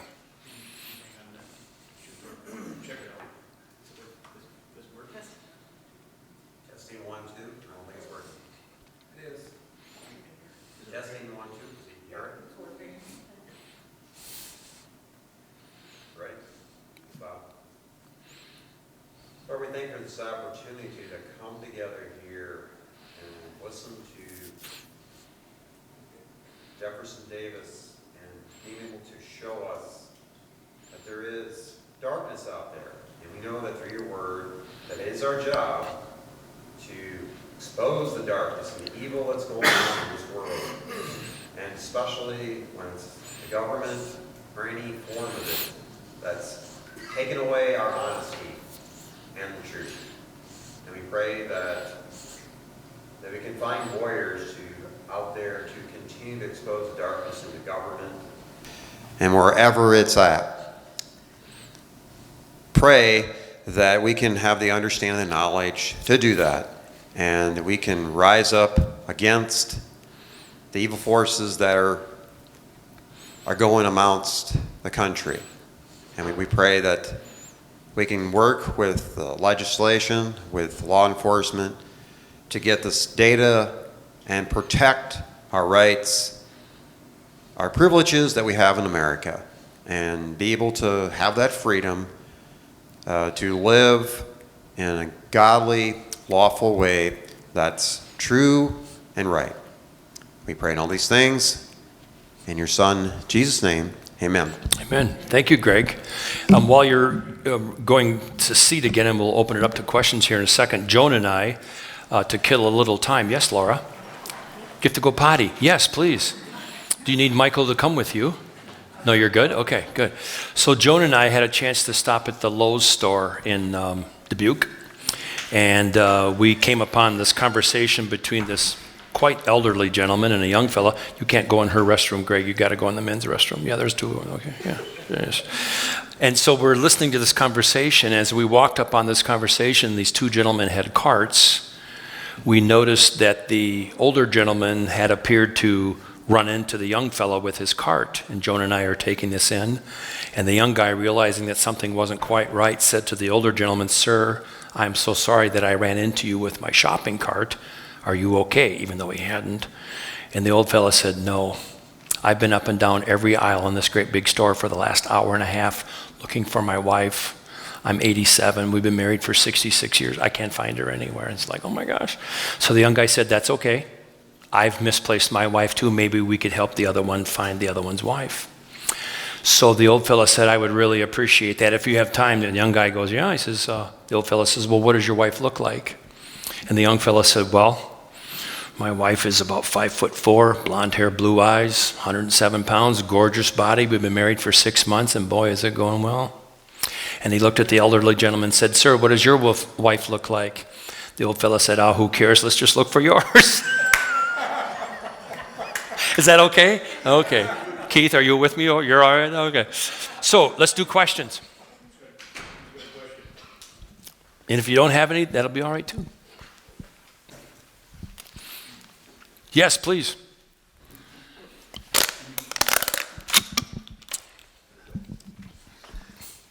I just think you have to have an army to be doing all the things you're doing. We do. Is that the truth? There's a lot of people behind this all over the state that I can call in a moment's notice and it'll be done. Okay. How in the world did you get that all organized, and how do you expect Iowa to get it organized at this late stage? Well, those are really good questions, and if I understand them, how do we adopt this to, for Iowa? Like this joke that I did here with Jody and Randy, it's not hard.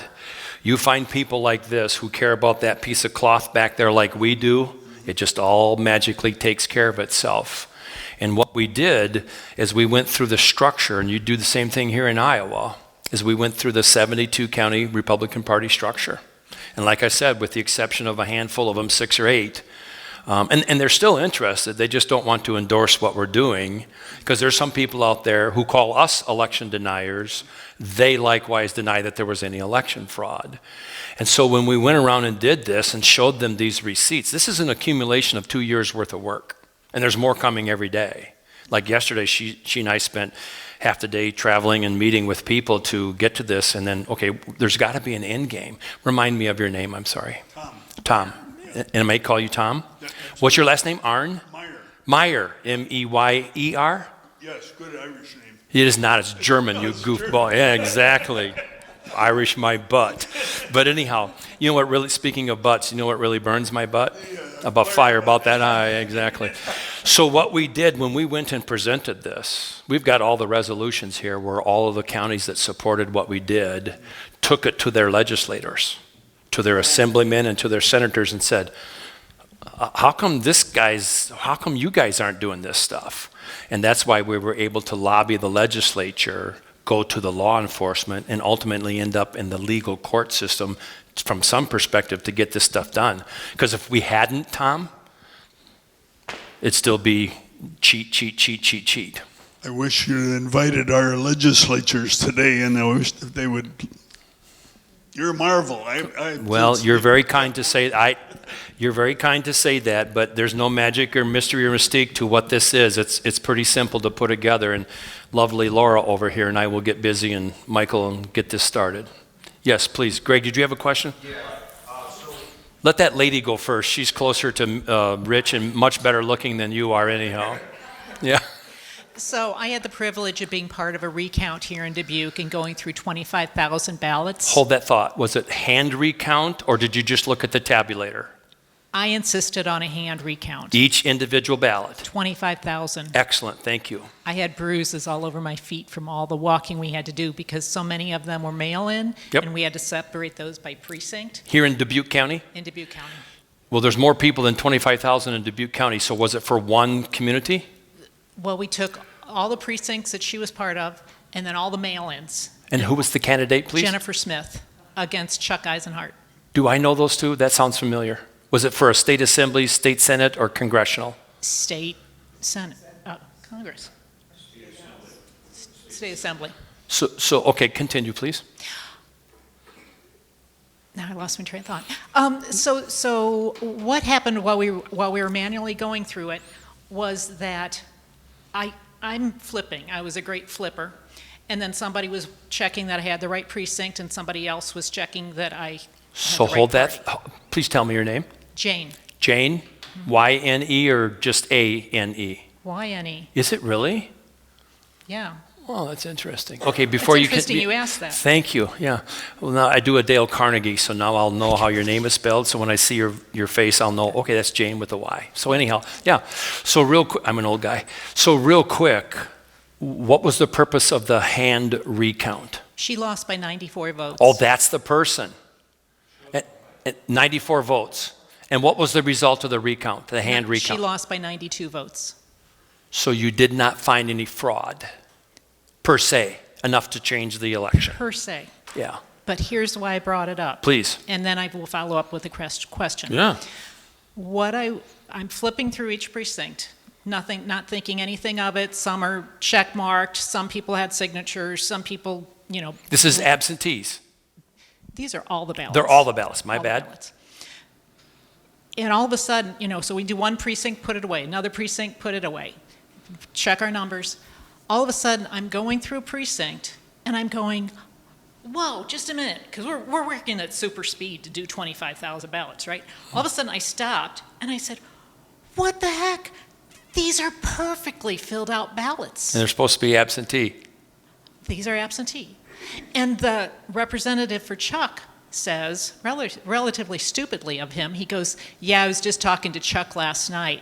He said, Xavier always comes through. It was a nursing home, the big nursing home here in Dubuque. Shut up. Now, how do you prove it? So that's real simple. Thank you. So when you say there's two definitions of being, actually three definitions of being perfect, and we'll get to how do you prove it, because that's what we're about to do in Wisconsin. We're not done yet. So there's three things. One, did it appear that the absentee ballot was filled out by a human being with a writing instrument? Or number two, did it look like it was simply copied and it was perfectly fit in? And then number three, did it have any folding marks on the paper? No folding marks. Stop it. How many? I have the information. 94? Oh, more, no, hundreds, over 100, it's Okay. several hundred. You see where I'm going with Probably this? 300. Okay. 400. So what about did it look like it was filled out with an instrument, or did it look like it was simply copied? I was too naive to even consider that thought. Okay, so if you get there again, you call us and we'll tell you how to legally intervene and ask for relief. Because if you don't open your mouth, Jane, they're just going to, okay, we're done recounting, okay, move on.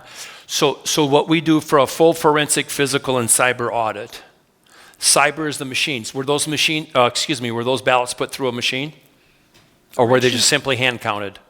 Originally, they were put through the machine. Okay, so there is a scanner document that scanned both sides. Yes. There's a tabulator that's supposed to match what the paper ballots are. Did the tabulator tape match what the paper ballots were? I wasn't privileged to Jane. the initial count. Okay, No. no.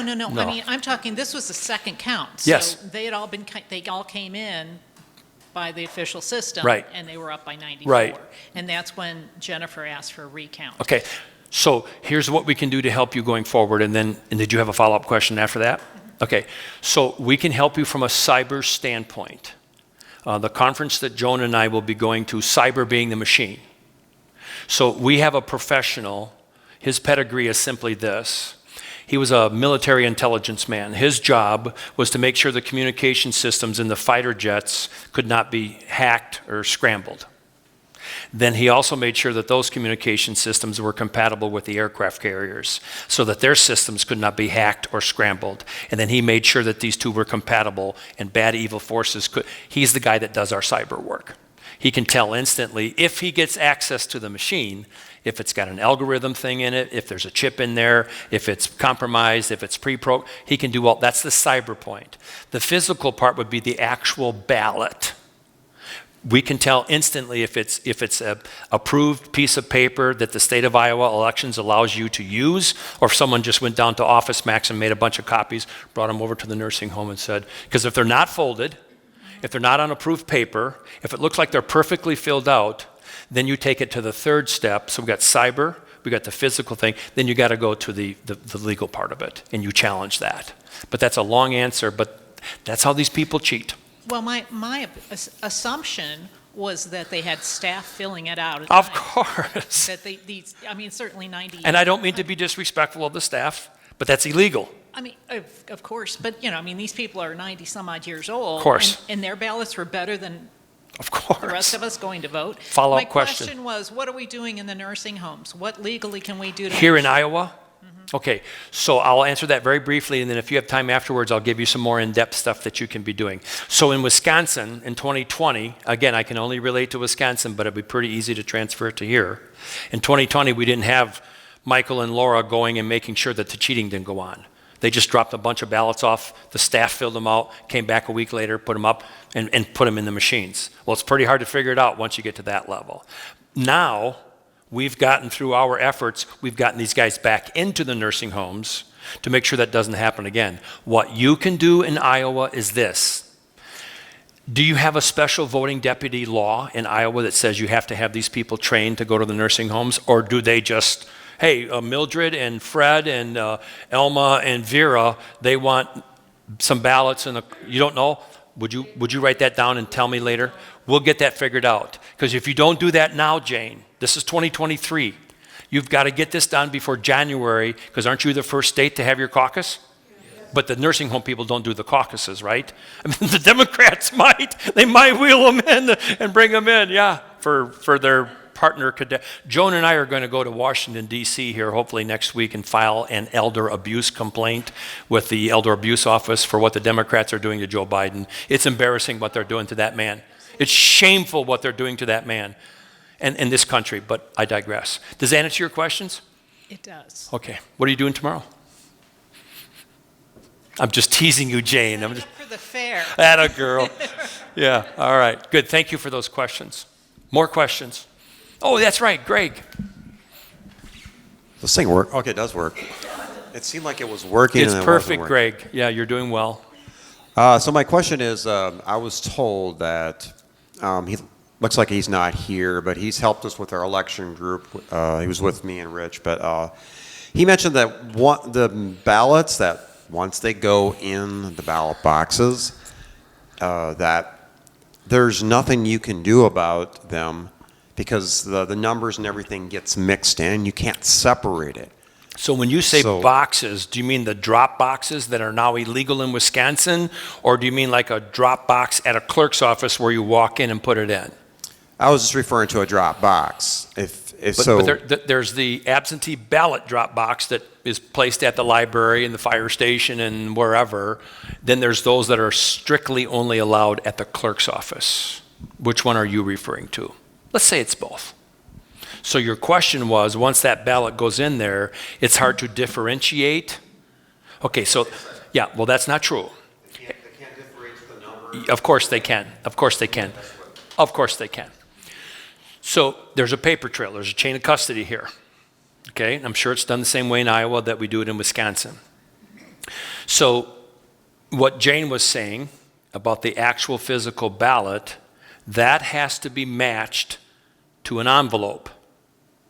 And they have to keep that for so many months after the election in case there's an audit or a lawsuit to challenge those elections. And every time in the history of America, we went back the last 30 years and we quickly found 25 cases.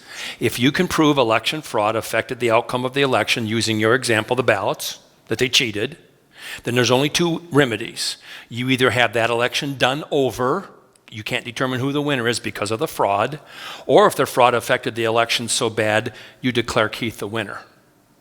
And that happened in 1960 at the federal level in Hawaii when they first became a state and had 3 electoral college votes. Vice President Nixon won Hawaii the night of the election under a Republican governor in Hawaii, but then the fraud came out. So the governor of Hawaii reclaimed those 3 electoral college votes until this could be investigated. Well, they sat over here in electoral college purgatory. And then once it was proven that the fraud by the Nixon campaign affected the outcome of the election, the electoral college votes went to Senator Kennedy.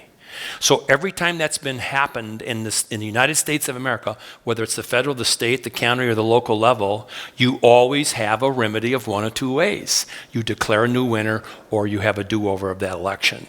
Now, as far as the chain of custody for the ballots, for the absentee ballots, it's easier than pie to figure out how to reconcile those. Because what we're finding is that most of those absentee paper ballots weren't filled out by a human being.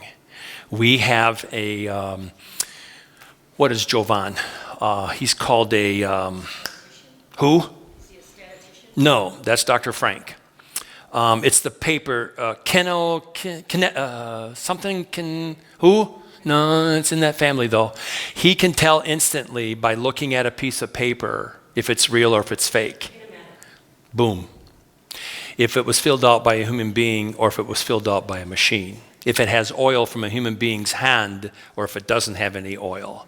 If it was filled out by a Sharpie or if it wasn't, he can do that instantly. So in that situation, you can put those things through that kinematic process in seconds, tell if it was fake or not. And if they weren't folded, chances are they weren't real.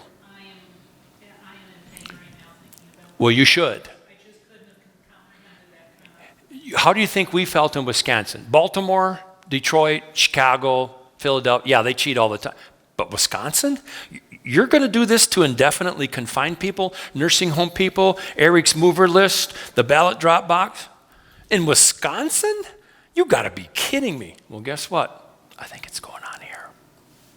Maybe not as large a scale, but we better have our head on a swivel over the next 5 months, because a week from now it's August 1st, right? So August, September, October, November, December. You better have this in place.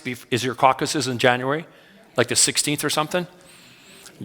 You better have your you-know-what together before then, or you can kiss Iowa potentially goodbye for the Republican nominee. I'm very worried about the caucus with the fact that the Democrats aren't going to be having one, that they're going to invade ours and control who the outcome. Gee, you think? You have to understand, they don't play nice. Rules, regulations, ethics, the law could care less. As long as they get their millions and millions of illegal aliens coming into this country, they don't care. As long as they get their electric everything and get rid of the combustible engine and shut down car manufacturers and tractor manufacturing plants and farmers' stuff, they don't care about that stuff. All they care about is power, greed, and control. Now, I don't know where you stand with the good Lord, but I've read that book a few times, starts with a B and ends with an E. And I know what the last chapter says. We win. So either way, we win. But that doesn't mean we put our heads between our legs and go, ooh, and what's the guy's name? Igor? The guy that's always feeling sorry for himself? Ihor? What's his name? Am I close? Igor, whatever. I don't feel sorry for myself. I wake up every day and go, are you serious? I get to do this again? Thank you, Lord. Let's go. So, but one of two ways. We can go down a really dark path, or we can have, I believe, one more revival where the Lord says, okay, I'm giving you one more shot, and we're going to have a big-time revival in this country. Or he's going to say, you just go ahead and give it over to yourself, and you see how that works out. And this is one venue for them to do that. Not to pontificate, but. Greg, does that answer your question? We can track those ballots pretty doggone easily. And here's the thing. If you don't know what you don't know, then you don't know what you don't know. And the greatest fear of some of these people that say we're a bunch of kooks, knuckle-dragging hayseeds, the greatest fear is for them, we're right. And they don't want to know the truth, because if they know the truth, then who does that make look bad and who does that make look good? Them look really bad and us look really good. Yes. So Iowa's machines, I think 71 of our machines are Unison. So they're tabulators. And I think what... Is Unison the manufacturer? Yeah. I've never heard of them. Yep. We have 71. UNI? UNYSON, or UNISYN. Honey, Google that real quick, and let's look it up quick while she's talking. They're tabulators, and I think what that gentleman was, I'm sorry, Tony, was it? Greg, I'm sorry. What Greg was talking about is once the ballot is fed through, it drops into a box in the back. True. And then you have the signature sheets that the people signed in when they got their ballot. Right. And so if you end up with too many, let's say you only had 5,000 people, right? 5,000 people sign in, and you have 5,020 ballots. The auditor's like, well, whose ballots do we take out? right.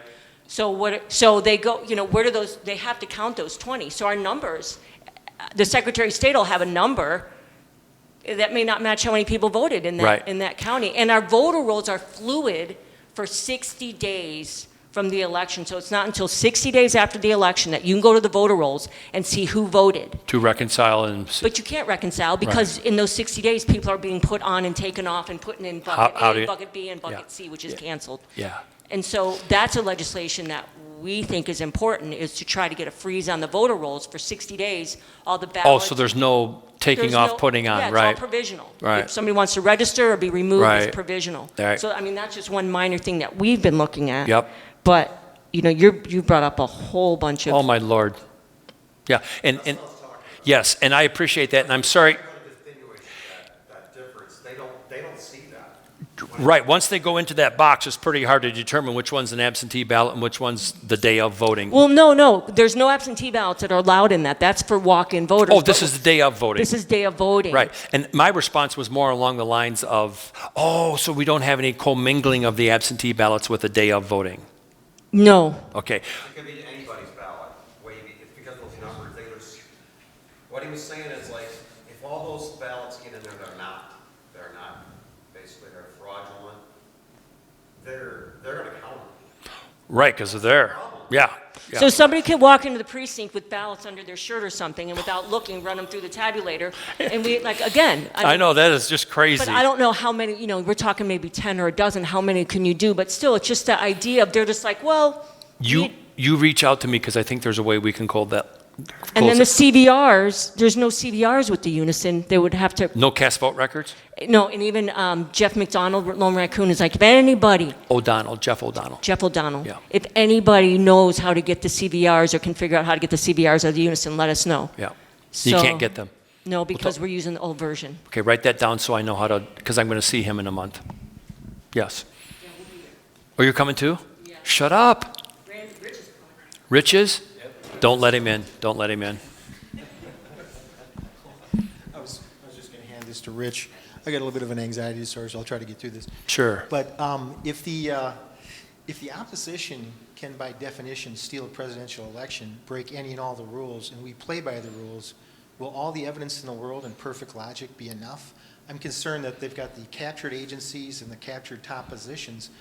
If you can block, if you try to block and filter all these loopholes, every 4 years they can just, block what the good people do and create loopholes. I mean, they seem to have, when one side operates by you can break any rule and the other one plays by the rules, I kind of question if all the evidence and perfect logic in the world will be enough when they've got the captured agencies and the top positions. So if you come, they can just say nothing to see here. By fiat, they can do whatever they want. Right. So the 5 states that they're focusing on. So the answer to your question is, you're right. It won't make any difference because we need either judges, prosecutors, elected officials that have the courage. I don't care what it costs me. The conviction, is this the right thing to do? And the commitment, I'm all in. But if we don't have elected officials and judges and prosecutors that have those 3 qualities, those attributes that manifest itself in doing the right thing, because when you do the right thing, everything else takes care of itself. If we don't have that, then you're right. But again, I'm not Debbie Downer and I'm not negative Nancy. I go, you know what? Thank you, Democrats. Thank you for coming up with another way to cheat that we can expose you, take this to who we need to take it to, and make sure that the rest of us in a constitutional representative republic have the opportunity to have our vote counted the way that we cast it. Now, here's where we're at with that for 2024. Here's what happened, here's what we're doing, and where are we going now? Because there has to be an end game. The 5 states, and respectfully in those 5 states, these 5 counties are going to decide the 2024 election. Milwaukee County, Wisconsin. Wayne County, Detroit, Michigan. Montgomery County, Philadelphia, Pennsylvania. Maricopa County, Arizona. Who'd I miss, honey? Michigan, Georgia. DeKalb or Fulton County. Now, you ready for this? You ready for what's your name? Arnie. No way. Hi, Arnie. A-R-N-I-E. Shut up. So is your full name Arnold? Yeah. Am I adding to your stress level here, or are we okay? No, okay, good. I just wanted to make sure. I got really good news for you, Arnie. Just hold on one second. So, Jane, I thought of you. This is a 292-page manual that I can send to you digitally that will show the whole state of Iowa. Whoops, that's Wisconsin. How to go back to hand counting and get rid of the machines and the paper ballot issue and the UNIS system. And we're going to be talking about this at the national conference in a month. You guys better zone in on this. Arnie, oh, this is great, Arnie. You're going to wet your pants on this. So speaking of Georgia, again, I can send this to you digitally. This is a 96-page report. And I hope I'm not keeping you too long. I'm being very respectful of your times. I keep you here all day. Jane, what are you doing tomorrow? Oh, yeah, you're going to the fair. So this is Professor Haldeman. He is the professor from the University of Michigan who is a flaming liberal. And he was hired by the plaintiff in Georgia back in 2017 when their voting machines weren't secure. And they were hackable, and they were pre-programmable, and there was algorithms and all that nonsense. Well, the Democrats, of course, wanted this report sealed because there was a lawsuit from a plaintiff against the state of Georgia and the way they administered the elections, because the plaintiff said, there's no way, you have no idea who's winning. Well, guess what happened, Arnie? This report got released. Where are my cheaters? This report got released, it was in June, I think. Just give me a second, Arnie. June 14th, my wife's birthday. Right? Is that your birthday? It is? It's June 14th? How'd I do, Tom? Huh? Those Myers over there, I'm telling you, man. So this got released. And the Democrats, for years, kept this under wraps. And of course, when President Trump won in 2016, Russia hacked our elections. But then when numbnuts won in 2020, it's okay, nothing to see here. So you can get this, because that is going to help you with your stress and anxiety a little bit, going, oh, wait a minute. Okay, this is indisputable, irrefutable, undeniable truth, receipts. And guess how many states use these systems? You're one of them. You're one of the 26 states that use this system. So little by little by little, you got to keep your shoulder to the wheel. This is a long grind. This is blocking and tackling and cleaning barns and chopping wood. But little by little by little, we're getting there. It's number 2, and I'll come back to you in a second, Greg. Number 2, Kari Lake, Arizona. I think she's going to win that race.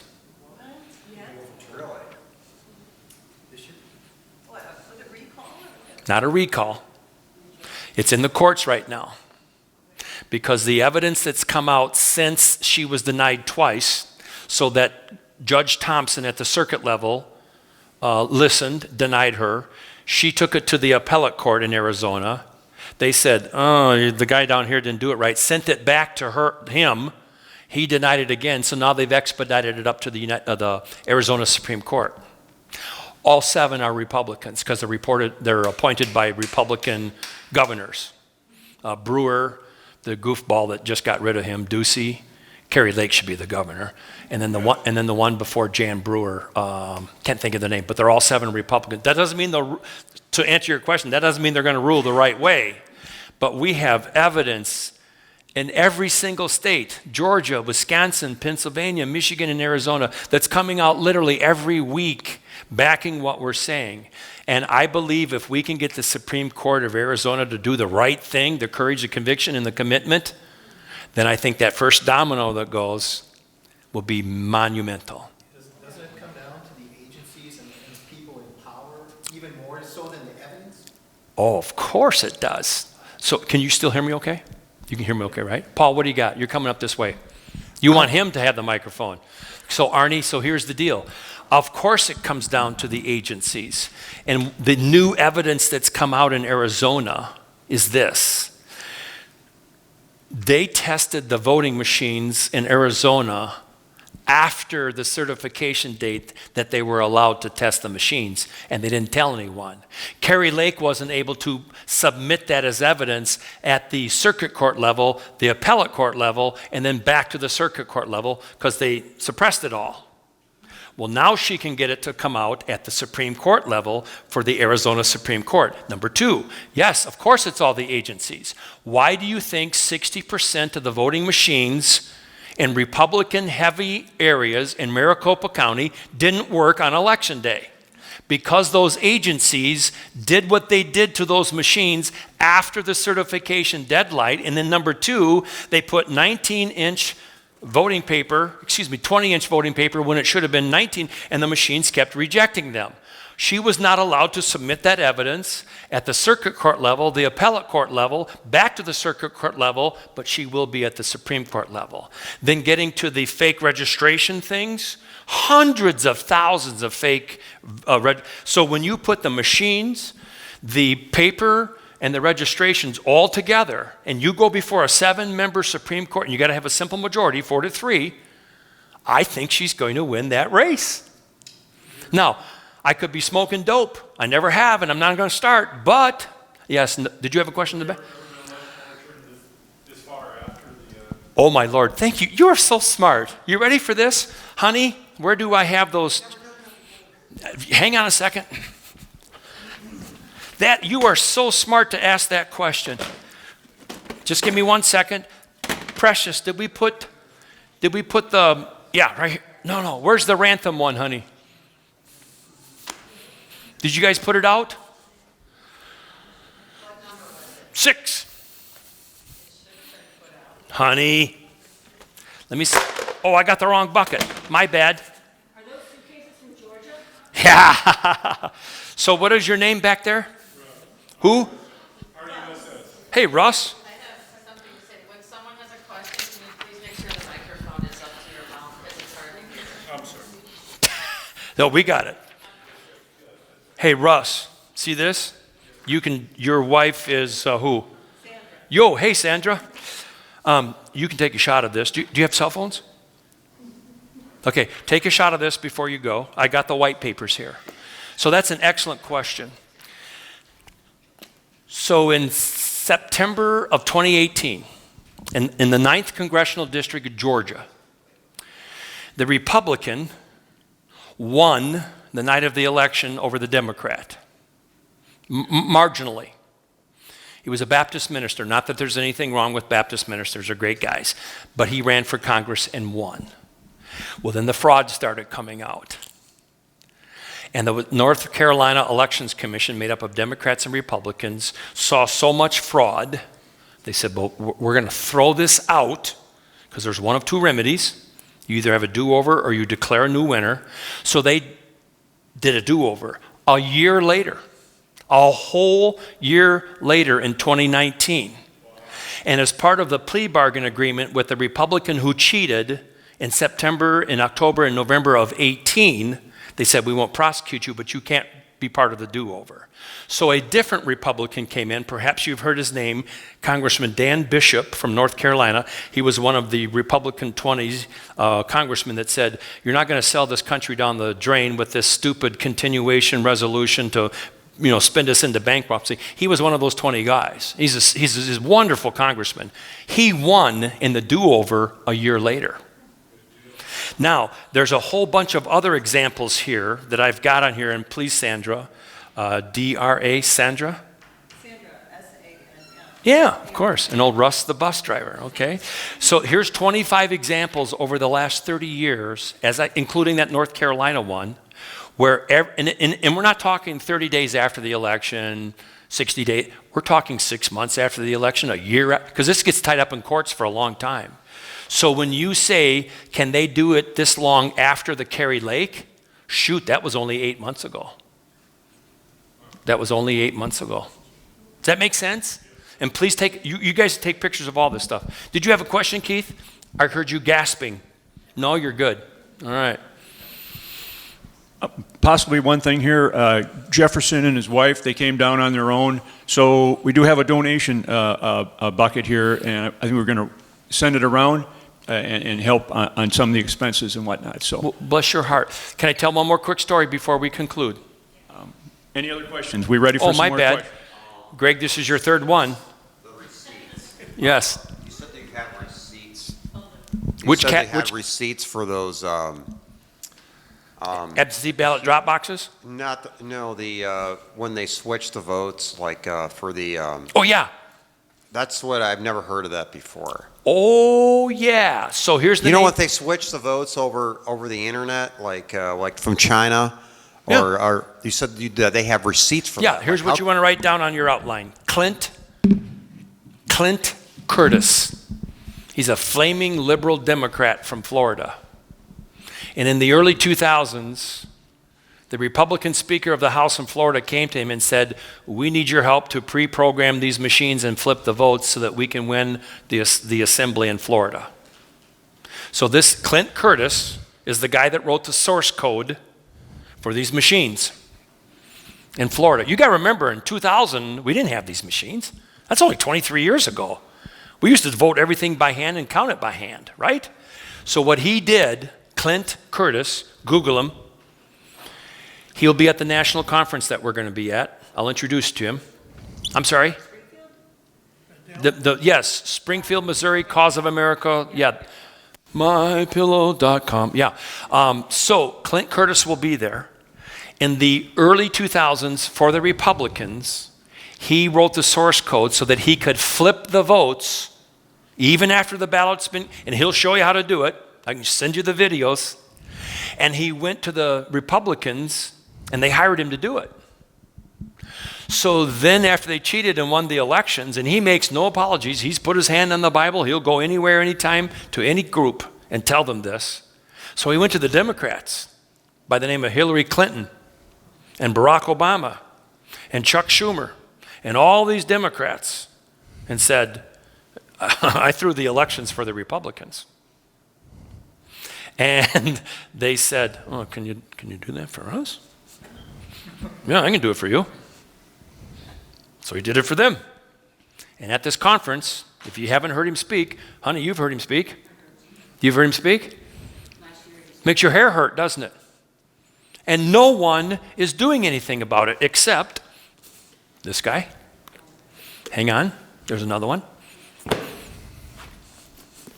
You need these 2 reports too, Greg. These are the voting machines in Colorado where they threw the elections. There's 2 reports. Now, you figured out in the last 2 hours that I'm not very smart, but these guys are. These guys are what I would put in the brilliant category that know how to figure out this cheating. This is Professor Haldeman.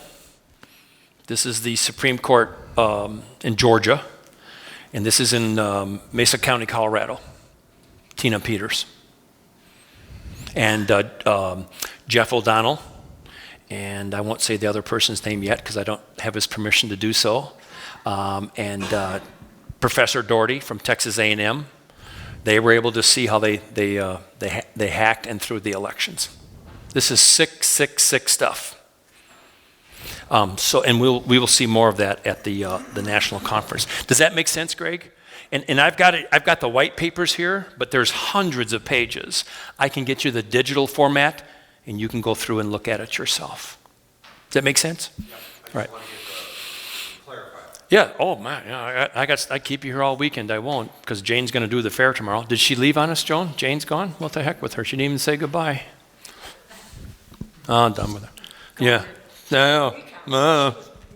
I know. She got her all fired up now. So my question is, here in Iowa, our GOP, we have Kaufman and our committee woman and Steve Scheffler, and we are first in the nation. And so it's been my experience that they are very shy. They will not discuss fraud at all because of our first in the nation status, which gives us significance that our otherwise 6 electoral votes would not. And so you said there's good people here. And so who are they? Because I don't believe it's our GOP, not that they're the devil themselves, but they will not get behind any type of this. We have to do this. Right. This has to be done, and we have to we have to convince our central committee chairs to bring these presentations in. And when one more thing, is the big thing is, where's the evidence, where's the evidence? Well, how do you get evidence of 7 million pieces of data to show 20,000 bad pieces of data mixed in 7.8 million that you don't have access to overnight? It takes 2 or 3 years. So now the evidence is here, and everybody's like, "Where's the?" Well, how do you do that overnight? Yeah. And that's what they're using to shut us down and to shame us from the questions. And what we can, and thank you for bringing that up, Laura.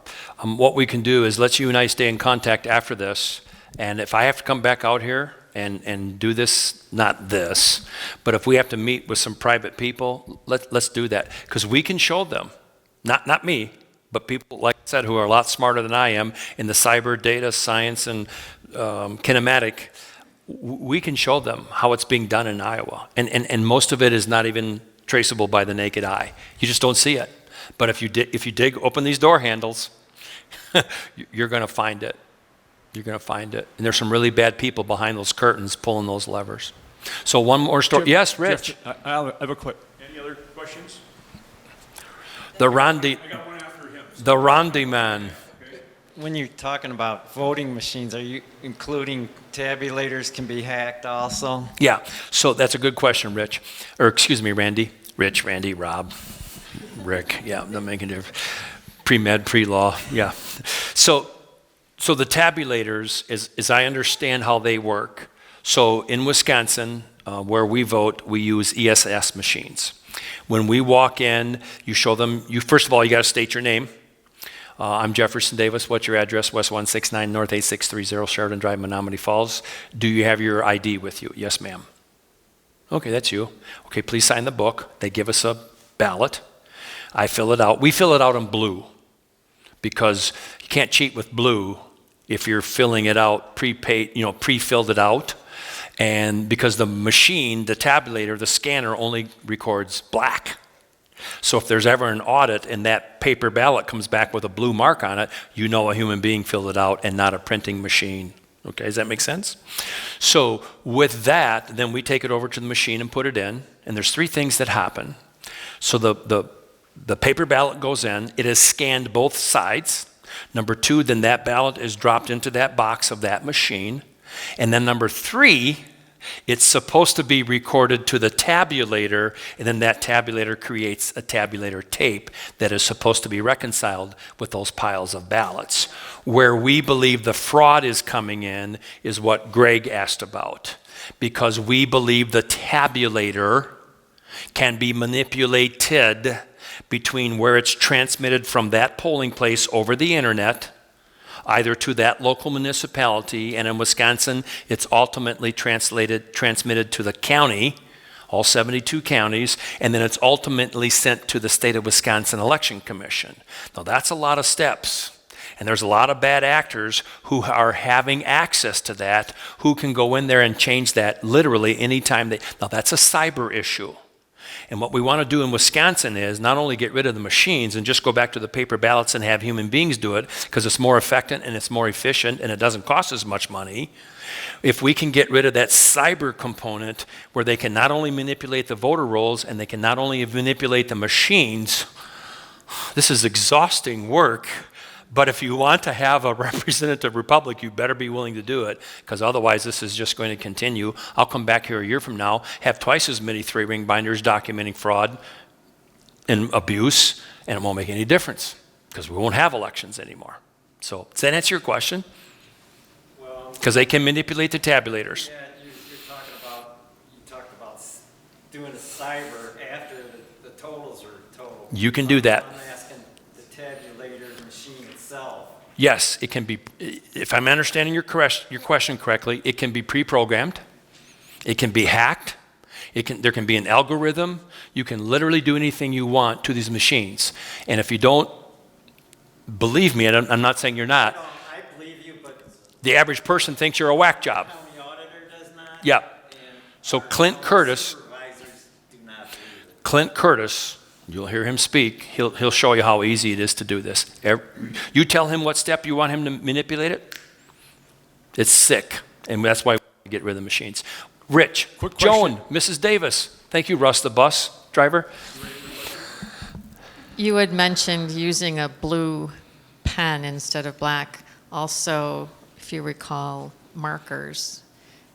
Some of the polling places hand out markers for people instead. Yeah, so we don't think in Wisconsin, but some polling places in various states, and don't use a magic marker because it'll bleed through the paper, and then when the scanner does the scan and then it tabulates it, it won't record the way you want to do it. So you always want to use a blue pen or a black pen. Does that answer your question?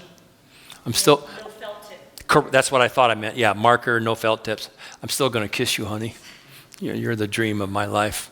Rich. I met you in March of 22, so a year and a half ago, up at Madison, the hearing that was Catherine Engelbrecht, and Greg Phillips. Oh, yeah. You come walking by. Are you Mr. Rampton? No. Who's the assembly guy? Wasn't he assembly? He was the state assemblyman. Speaker? No, I'm Jefferson Davis. But anyway, at the end of that presentation, those two folks did, but did you have a quick add-on that time with some kind of attorney, a Trump attorney that said, yeah, all of this fraud is here, but we can't do nothing. The Constitution can't do nothing. Yeah. A young man that was 16 years old, his mom and dad was there, asked the guy a question, and his little siblings were there that day also. Mm-hmm. Sir, the thievery is done.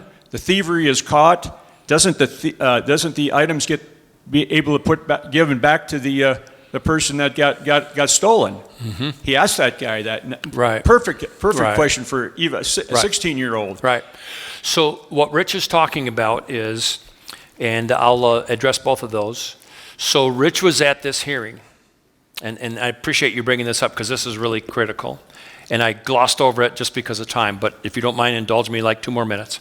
So True the Vote, Greg Phillips and Catherine Engelbrecht from Texas, an election integrity nonprofit group, they came to Wisconsin at our request. Honey, can I have your phone, please? Oh, I'll use Randy's. So they came to Wisconsin at our request, and they bought data like you can't believe from cell phone companies. And they went, those 2 weeks before the election, they went and analyzed that data. And this is what they found. 138 ballot trafficking mules hired by non-governmental organizations, paid for by the big tech billionaire nonprofits, Arabella Advisors, George Soros, Mark Zuckerberg, and they found, and their numbers and names are in here. This is one page. This is what they gave at the report, and then I'll address the Attorney Eastman for President Trump. These are their names and phone numbers. Now, their actual name and number has been redacted, but they have them. We went to 7 counties in Wisconsin with this data. Racine, Dane, Milwaukee, Waukesha, Fond du Lac, Marathon, and Brown. And we said, this is a slam dunk. We know who they are. We've got their phone numbers. We did the geospatial technology. They went to this drop box and that drop box on this day at this time, put this many 137,551. Guess what the 7 agencies in Wisconsin did about this, and the Attorney General.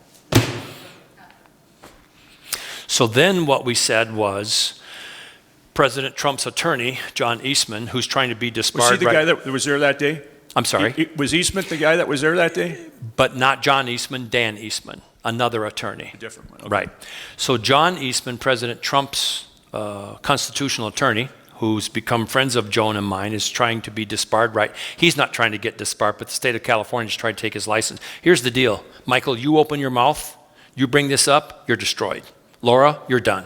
Keith, you're done. Randy, Jody, and old Tom Terrific over there, you guys open your mouth, you travel at an airport, you're out to eat with your family, you can bet your sweet hind end that the FBI is monitoring you, and they're going to come in there and take your phone, take your computer, and destroy your life. Well, what John Eastman said was, I don't care, because I have the courage, the conviction, and the commitment to do the right thing for that piece of cloth. So here's what John Eastman said. He studied the Constitution. He studied election law. He looked at these 25 different examples, including the state of Hawaii with those electoral college votes. And he said, it doesn't make any difference when the election took place. If you find out later that the fraud affected the outcome of that election, you only have constitutionally settled case law, election law, you only have 2 options. You either do a do-over of that election, or you declare someone else the winner. It doesn't make any difference if it's 3 years later or 2 years later or a year later. So anyone now that's John Eastman's opinion, but he kind of happens to have the Constitution on his side. He kind of happens to have election law, settled case law on his side. He kind of happens to have a minimum of 25 different examples, and I didn't put the state of Hawaii on here. I mean, this list could be 100, could be 1,000, because but again, Arnie, it comes back to those agencies that you're right, they control and run everything. And if you don't bust that up, if President Trump gets back in and if he doesn't clean the swamp, we're going to be back here a year from now talking about these same things. But then if we don't have the judicial system, the legal system that has the courage, conviction, and commitment to do this, it doesn't make any difference. Whether it's the agencies, the law enforcement, the legal, it doesn't make any difference. It's like wetting your pants, Arnie. It's a great feeling, but nobody notices, right? Okay, so anyhow, does that answer your... I know. So is Wisconsin ready to do something soon, or is it going to be 10 years from now that it's discovered that this we got one thing between now and then. There's an election coming up. Our primary is in April. Now, in my opinion, this can still happen. And people say, you're smoking dope, Davis. I go, yep, because of that piece of cloth over there. It doesn't make any difference. Now, will that get done in 2023? Probably not. Could it? I mean, if this stuff keeps coming out, but we got to have the agencies, we got to have the court system, we got to have the prosecutors to do this. Right now, we don't have that. So by the time we would get to that point where we could do that, we're probably going to have the November 2024 election. But here's the deal. You got to understand, and I'm not saying this to you directly, I'm just saying this in general. President Trump's going to be indicted again probably this coming week. Not only by that goofball, bearded, Star Wars-looking character, Jack Smith, but he's probably going to be indicted in Georgia. And they'll trump something, no pun intended, they'll make something up because they cannot have this man get back in office because they hate that piece of cloth. They hate you. And I mean, you should come to these meetings that I come to with these Democrats at the Capitol in Madison. I'm kryptonite to those people. And you know what I do? Hey, Keith, how you doing, man? It's good. How are your kids doing? Good to see you. They hate that because they think we're a bunch of, well, I am a whack job. I don't care, but I'm going to be nice to you. Real quick, and then I'm done. My wife and I went to Dane County, which is the nerve center for liberalism in Madison. And this was, I don't know, a month ago, 6 weeks ago. You're not going to believe this. You better keep your eyes open for this in Iowa. You're going to have counties here in this state out of your 99 that want to become sanctuary counties for the transgender of little boys and girls. Well, we found out about that in Wisconsin, in Dane County. Now, my wife and I both profess to know the Lord as our Savior, and we're grateful that He gave His life for us so that we could have eternal life. And we try to live our lives every day for Him. And I want to be a lot less like me and a lot more like Him every day. So she and I found out about this. We recruited a whole bunch of people. We went to the Dane County Board of Supervisors meeting. And I'll be polite. There were some really different looking people there. Okay, let's just put it politely. But I got up to testify. And that resolution said, in Dane County, doesn't make any difference how old you are or what your current gender is, you have a safe zone here to do whatever you want with no provisions about, under 18 or. So I got up and I said, and the person before me talked about how they're abused, how they're harassed, how they can't get a job, how they can't get housing, how they can't get food, and how they're scorned and all that kind of stuff. And I'm like, so I got up and I said, with this resolution, you want to do it 18 and older, that's up to you, but these precious little kids, could you just make that? And I said, and regarding that person I said, here's the deal. My wife and I and everyone here, if you need food, you come to us. We'll get you food. You need a place to stay, we'll get you. I don't care what your gender is or your choice is. I'm a born-again Christian. I'm not going to quote scripture and be a Bible thumper and condemn you. I'll treat you with love like our Creator would want us to. And I think that's how we all have to be, whether this issue, whatever it is. Doesn't mean we accept it. Doesn't mean we go along with it. Doesn't mean we endorse it. Doesn't mean we want to pay for it. But at least we tried to show them the love. Guess what happened to me after that meeting? I got a transgender person who contacted me on the phone and said, I watched you. She said, you were the most amazing person for the whole, and it went on for 4 hours, I think. She said, you were the most amazing. You were the only one that showed love and showed who died for you. And she gave, well, it's a he, pretending to be a she.